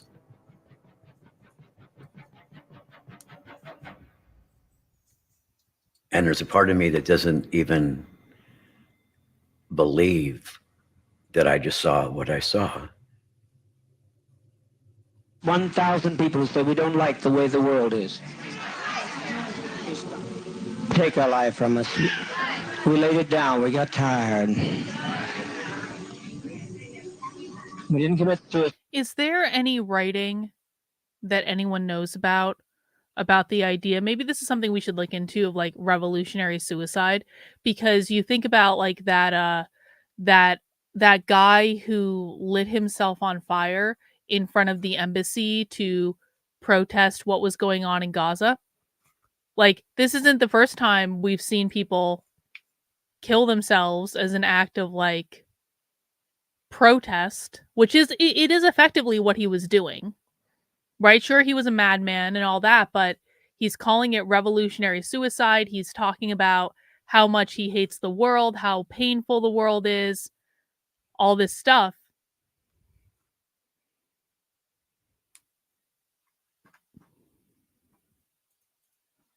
We committed an act of revolutionary suicide protesting the conditions of an inhumane world. See?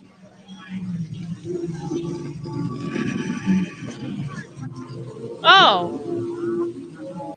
Look at this. Look at this. Revolutionary Suicide is an autobiography written by Huey P. Newton with the assistance from J. Herman Blake, originally published in 1973. So this was like 4 years after that. Newton was a major figure in the American Black Liberation Movement. Look at that.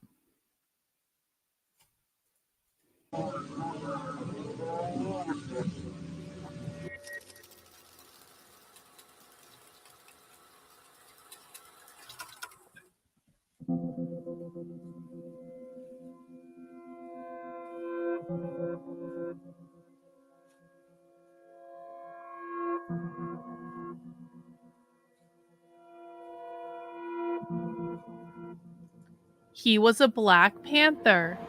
Huh. There's been a monsoon the day before. Steam is rising up off the ground. It's like fog.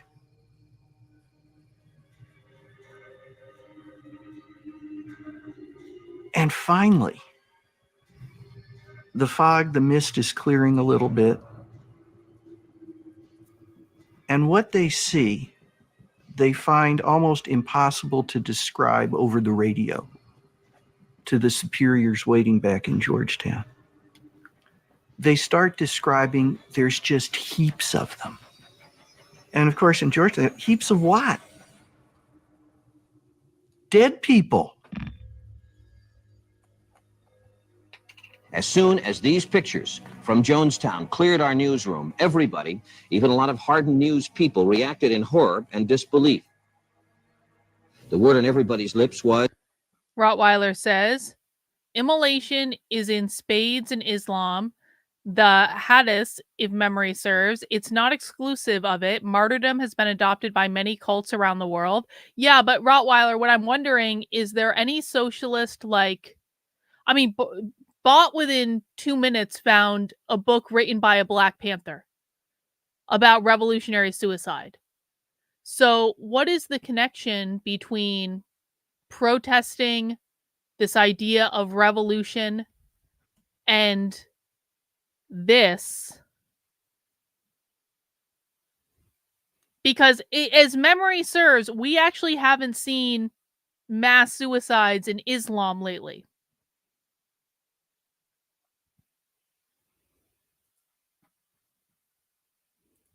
Shades of Auschwitz.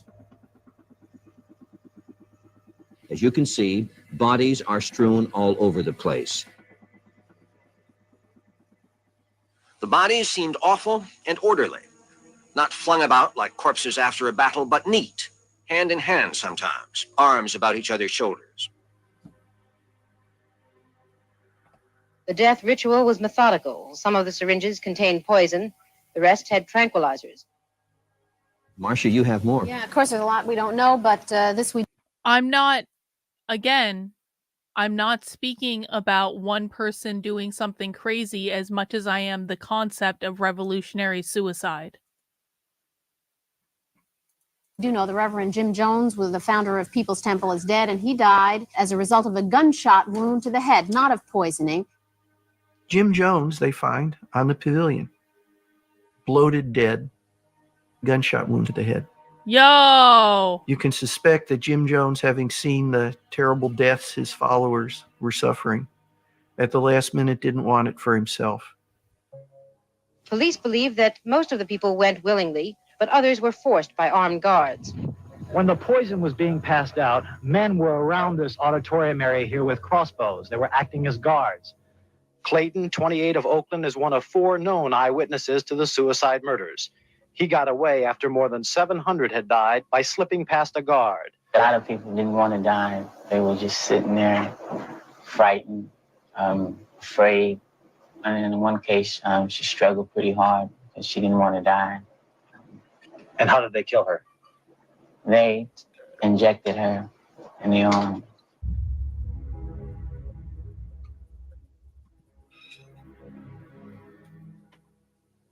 The soldiers, they're asked, can you count them? And they try. 400 suicides and killings. One of the most astonishing stories of our time, perhaps of any time. Well, there's at least 900 something people in Jonestown. That must mean there's 500 people who are still alive. Maybe they've run into the jungle.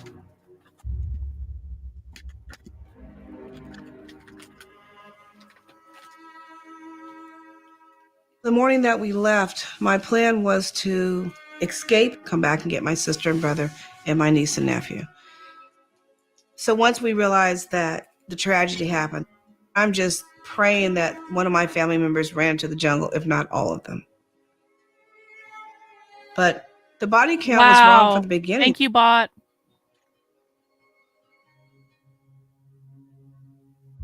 Good evening. The searching American soldiers have finished counting the bodies in Jonestown, Guyana. 910 died in the poison ritual of the People's Temple last week. Good reporting. Why in the world would so many people agree to kill themselves? What kind of a leader could order mass suicide and be obeyed? The mass suicides happened in this heavily forested area, down there in the compound. The narrative is mass suicide, sheep drinking the Kool-Aid, voluntarily drinking the Kool-Aid. And yet a lot of people were murdered. Thank you, Nick. And if you just seeing your child murdered, besides wanting to kill the motherfucker that did it, would you want to live? The answer is probably no. If you believe that the only choice you have is dying by drinking a poison or getting shot, are you committing suicide? Or are you taking the easiest way out because you know that you're going to die anyway? The bottom line is what happened in Jonestown, Guyana was murder.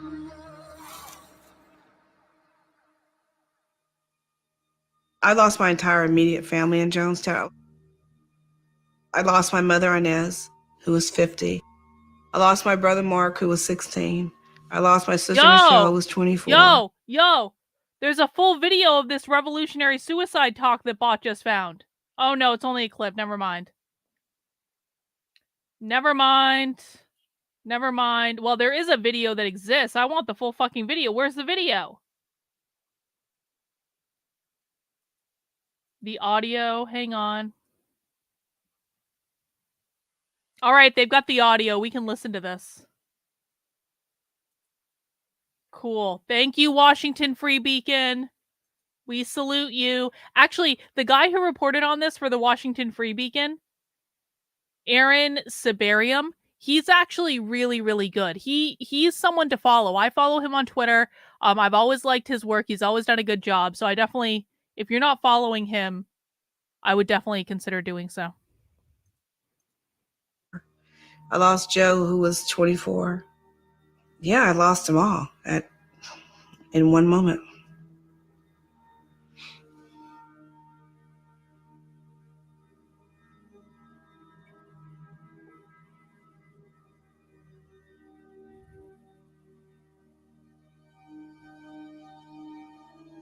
They didn't want me to keep my hopes up for John Victor.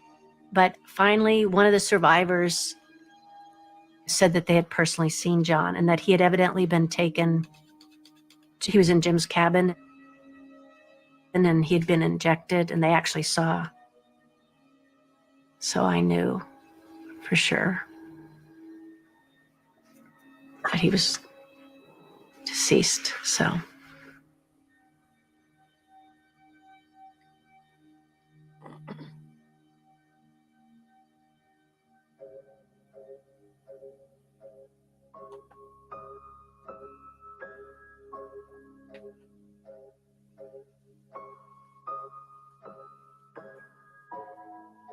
I was shot once on each side.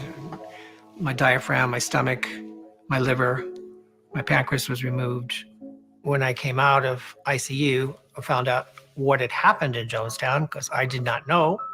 The psychiatrist just came into my room and opened the paper like this to show me the pictures of the dead bodies.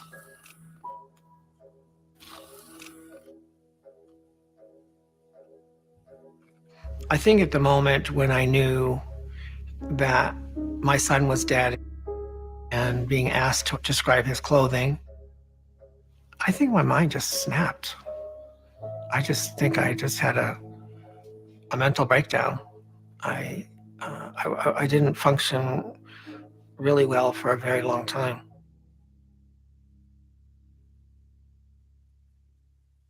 How are you going to handle this nightmare? I don't know. I don't know. It's a nightmare. For the survivors, things were only going to get worse. The cultists try to forget, but all know they can never escape the stigma of what happened at Jonestown.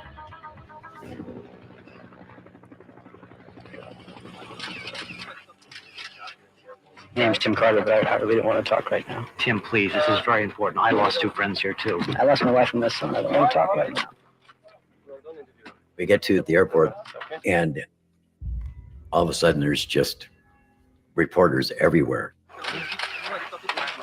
So that was the beginning of 36 hours straight of media interviews. But you claim you had no role in the actual deaths of other people. No, because we didn't see it. We got to go. But the very first reporter said, this is going on the Evening National News, saying that you guys are hitmen. You can respond if you want or not. Wow. You were an elite. The media was always You had a better evil, man. life inside They were Jonestown always that you could have saved people. Wait a second. There was no place for us See, to go.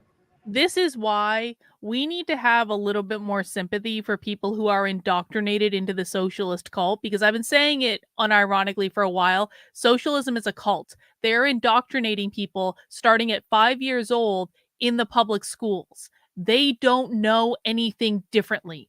These are their friends, their family, their community. They are the ones that are reinforcing all the time. If we want people to leave the left, we have to be more sympathetic to how they ended up in this position in the first place. And so when conservatives are running around calling everyone mentally ill and insulting them and saying all this crazy shit, they're only forcing people deeper down into the goddamn cult. It's the same thing with like Nick Fuentes on the other side. It's like the more they try to like smear him and talk about him in ways that he is not, and I'm not saying that Nick is perfect, because he's not perfect, and Nick has some crazy ideas, but Nick is the way he is because of the ridicule and the smearing and the ridiculousness that happened from the conservatives that pushed him further and further and further and further and further into the bowels of the goddamn internet. And that started when Nick was 18 years old. So maybe later than 5, but still before his brain is fully developed. But let's keep owning the libs, guys. Let's just keep like owning everyone and destroying everyone on the internet and pushing people away and making people feel bad for making incorrect choices. And God forbid if someone actually leaves the left, then you tell them, you say, oh my God, you're so great. As long as you agree with us, you're so great. You're so great. And then the minute that they disagree, they say, GTFO out of our movement. We don't want you here.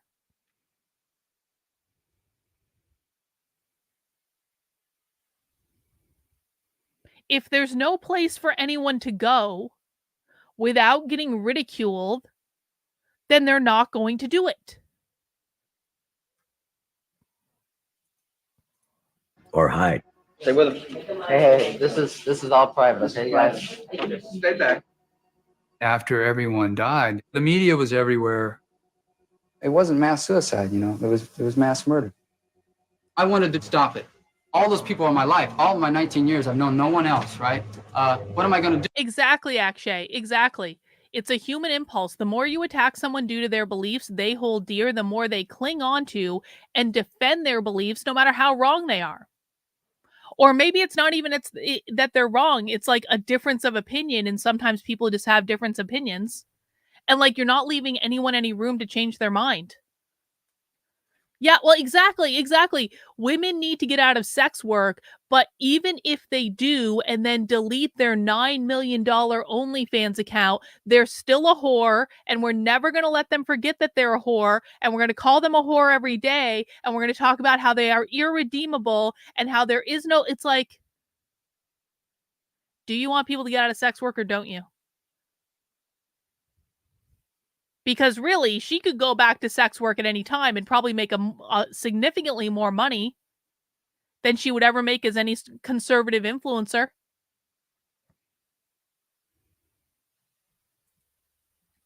Mac B says the communists own the conservatives more than the right would like to admit. Yeah, they do. Because at least the communists have a vision of something. At least the communists have some sort of like world that they're trying to create. The conservatives have no goddamn idea. They just want to attack everyone, call people names, whatever.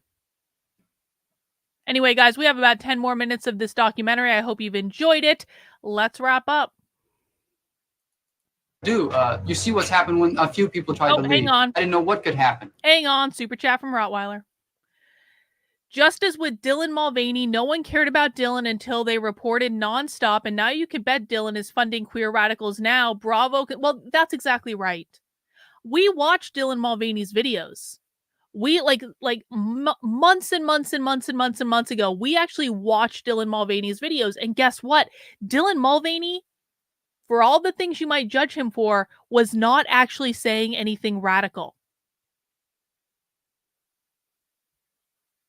I'm sorry, that's just the truth. Dylan was not saying anything radical. In fact, one of the things that Dylan was saying is, kids, you don't need to rush into this. You can wait until you're older. Literally, that was the topic of one of the videos. But then conservatives attacked and attacked and attacked and attacked and attacked and attacked and attacked and attacked and attacked, as they are prone to do. Do you think Dylan Mulvaney got more or less radical after the reactionary assholes dragged him for months and months and months and months and months?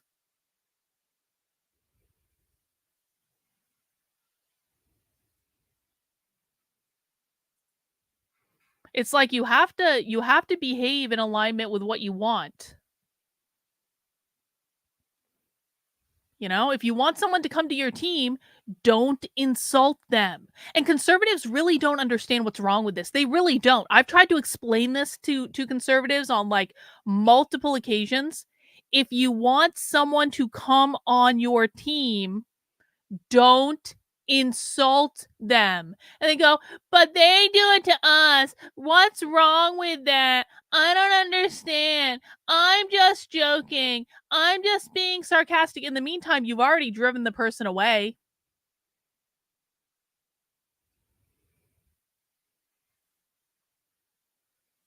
Anyway, let's continue. Excuse me?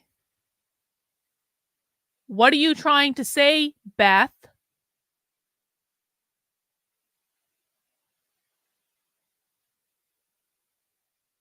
We'll wait. We'll wait for Beth to answer, because Beth is attention seeking right now in my chat, which, Beth, you've been doing a lot lately, and quite frankly, it's really starting to piss me off.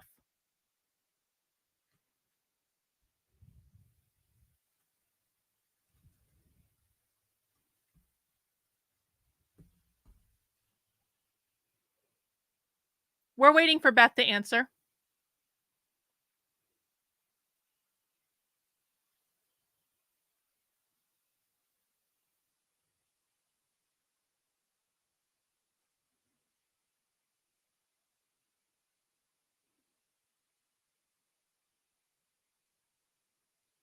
That's all you're saying? All right.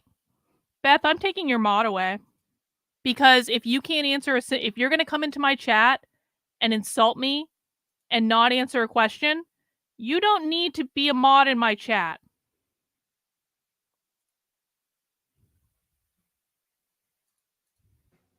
I'm doing the best I can. There were many people within the community that I loved. We had just lost everything. We were devastated. I know I felt complicit. I felt terrified, horrified, grief-stricken, hopeless, and ashamed. I can almost say that I hate this man for doing what he's done, because he has destroyed everything I've lived for. Moments after the latest 17 survivors arrived at Kennedy Airport last night, FBI agents escorted them onto buses. Yeah, you're goddamn right, I am. The most intense questioning yet of returning survivors. Included in the group, the Reverend Jim Jones' adopted son, Jim. To me, he was sick. I'm not no medical person, but if I was to look at him, I would look at him and say, "That's a sick man." We arrived penniless and hungry and, traumatized by our whole experience. And then they kept up the questioning. They were suspected of being part of the plot. People all think they're nuts. They might be murderers. They're all scarred in that way. We were followed. Because it hasn't happened, Rottweiler. Beth is attention seeking right now because Beth wasn't getting enough attention earlier. And so now she's attention seeking and she's getting exactly what she wants, which she's getting more attention. I can't ban Beth because I made Beth queen of the chat a while ago. But I'm not going to be insulted by people for no good reason. I would go to work, I'd have a plainclothes car following me. I think some of that was like, what the hell's going on with them? What are they going to do? After I escaped Jonestown, I was still in Jonestown in my mind. There was a lot of paranoia. I saw a man from the back with black hair. I thought it was Jim Jones, and I would start running. One of the hardest things to deal with, among many, were Kool-Aid jokes, Jonestown jokes. I was treated by people that thought I was very stupid. We all felt like we had been made fools of in a way because we had believed so totally in what Jim Jones was saying. Jim Jones was a cult leader who was maniacal and who was allowed to pursue this horrific cause for his personal aggrandizement. He had used the word church in sanitizing his grotesque behavior. Absolute power corrupts absolutely. Jim went into the deep, dark recesses of his mind, and what came back out was scary. It was terrible. Jones put himself in a position where no one could tell him no. He was enabled. This is what demagogues do. And so gradually, the worst part of his nature took over until finally it consumed him, and sadly, it consumed all the people who believed in him.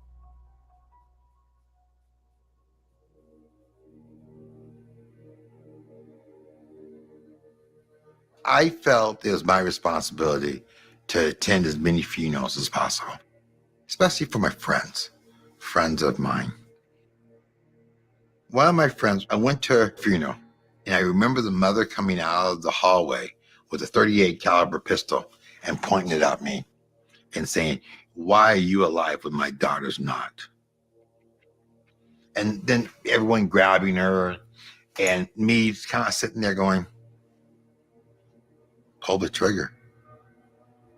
You know, it was at that point, I didn't want to live.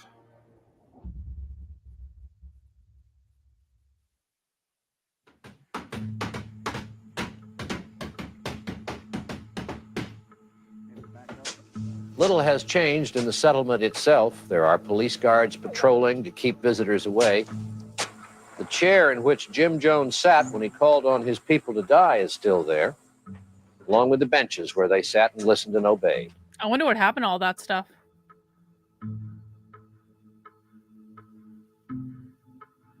Is it still there? Does Jonestown still exist? I wonder if you can still go there. My name is Larry White.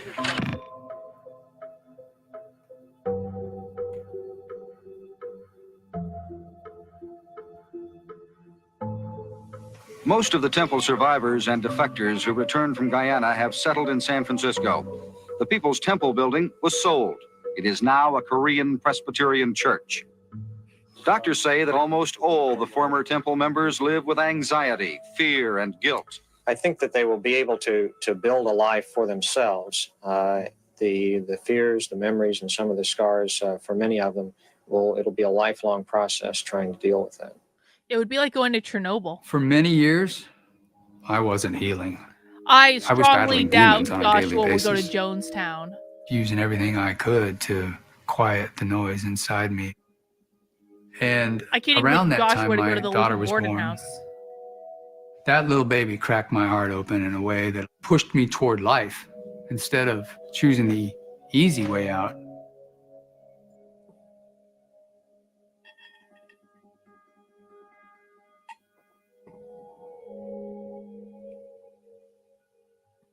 I went by James for a long time. And it wasn't until many years after that I even went by Jim Jones again. After 40 years, I've lived 2 lifetimes outside People's Temple.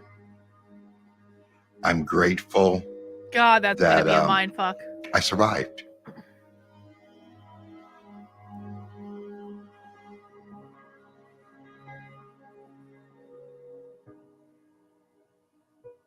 I was hospitalized for 2 months, had a lot of time to think. I was so badly wounded that they thought they were going to have to amputate my arm and or my leg. I had gas gangrene through my body. I just made a commitment to myself that I did not want to spend the rest of my life as a victim or survivor of Guyana. And I made a commitment then to spend the rest of my life in public service, to continue Congressman Ryan's legacy.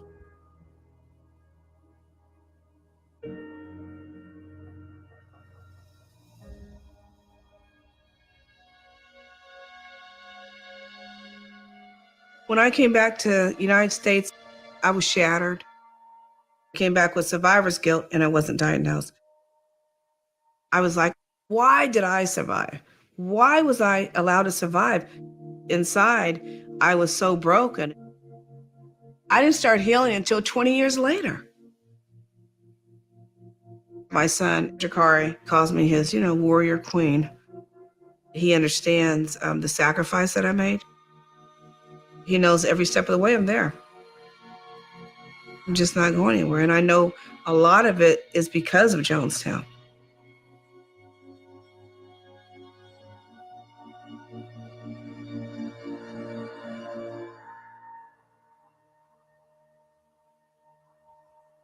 I call Leslie Wagner my hero because she left with her son.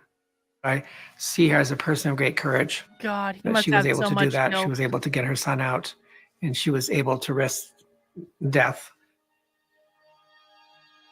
I've come to peace with my journey, except around my son. That will be something that's always with me. I still struggle to forgive myself.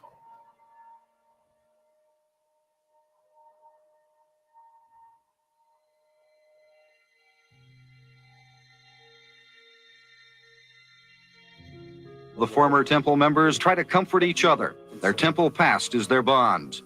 Whatever their thoughts about Jim Jones, they are all trying to rebuild shattered lives. All of us, if we allow ourselves to step into that story, there's something there we can use. And I pray that anyone watching this can take away from it whatever is valuable to them as a way of honoring those we lost.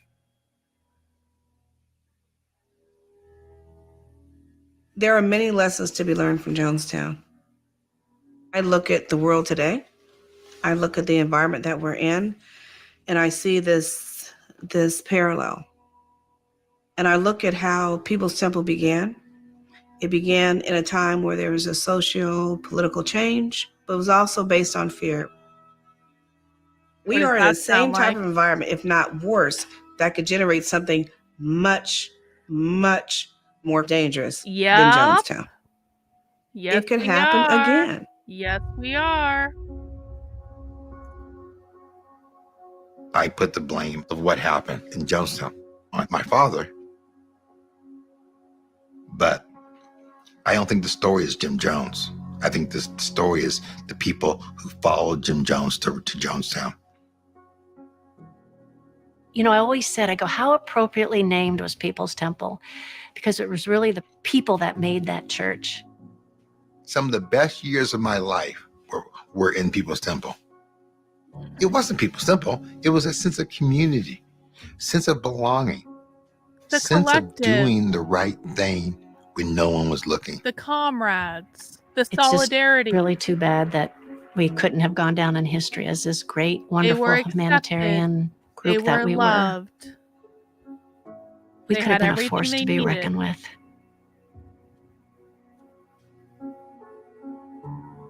I wish that there was an easy answer around People's Temple and Jonestown, but there are no easy answers. And anybody that has taken the time to get to know the story has discovered that, oh my gosh, these were like real folks, And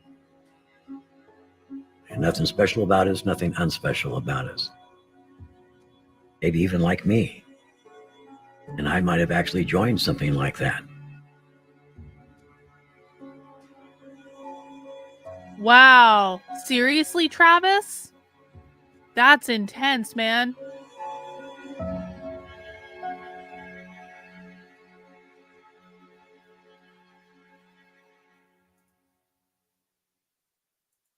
I mean, is it really that unreasonable to think that something like this could happen again today? It starts off with like a nugget of goodness. Like you've got this really charismatic guy. He's saying things that are helpful to people that enhance their lives. They have community, they have camaraderie. Everyone's getting along. They start to expand. They bring in more and more people into the community. Everyone is they're trying to create a better life for each other in which everyone will have everything they need. Milo says, I believe we're the purest communists there are, Jim Jones. We are dedicated to live for socialism, total economic, racial, and social equality. A world built on equity where everyone has everything they need. You're all part of the group. You're all welcome. You're all accepted. You're all affirmed. Like, is it really a strong leap to say that something like this could absolutely happen again? It could very well be happening right now. Wow. That's crazy. Well, thank you to Bot for digging up this revolutionary suicide talk. I do have the link to that from the Washington Free Beacon, so maybe we will listen to that tomorrow. I also have a presentation from Columbia, but it's a couple years ago. Maybe we should just start searching. Maybe we should be like poking around Columbia's website. Like, I'm not talking like the main website or even the school websites. What I want to go down the rabbit hole on at Columbia is like the little departments and centers that have like 3 people in them that no one knows about, but they have a YouTube channel that has like 27 views on it or something. I think that would be interesting to go down to. Anyway, guys, that is all we have for today. Thank you for hanging out to watch the Jonestown documentary. As a reminder, I was supposed to do the How to Speak Socialist class tonight, but I'm postponing it for 2 weeks for reasons. Thank you guys for being flexible for that. If you were already registered for the How to Speak Socialist class, you don't need to sign up again. You've already been transferred over to the new one. I do hope everyone will be able to join me live in a couple weeks. And I thank you guys for your flexibility on that. But I think it's going to be better in a couple weeks than it would have been tonight. So I do appreciate the flexibility there. As a reminder, if you do want to support the work I'm doing, head over to the Substack, which is Carlyn, KARLYN.substack.com. And you can sign up to support my work for $8 a month or $80 a year. And I do have something cool that's going to be coming in relation to this Unwoke zine project. That's going to be coming, well, I was working on it earlier, sooner than people might think. So sign up to the Substack so you'll be one of the first to know. That's all we've got, guys. Take care. We'll see you tomorrow at 5 p.m. for happy hour. Have a good one. We'll see you soon. Bye.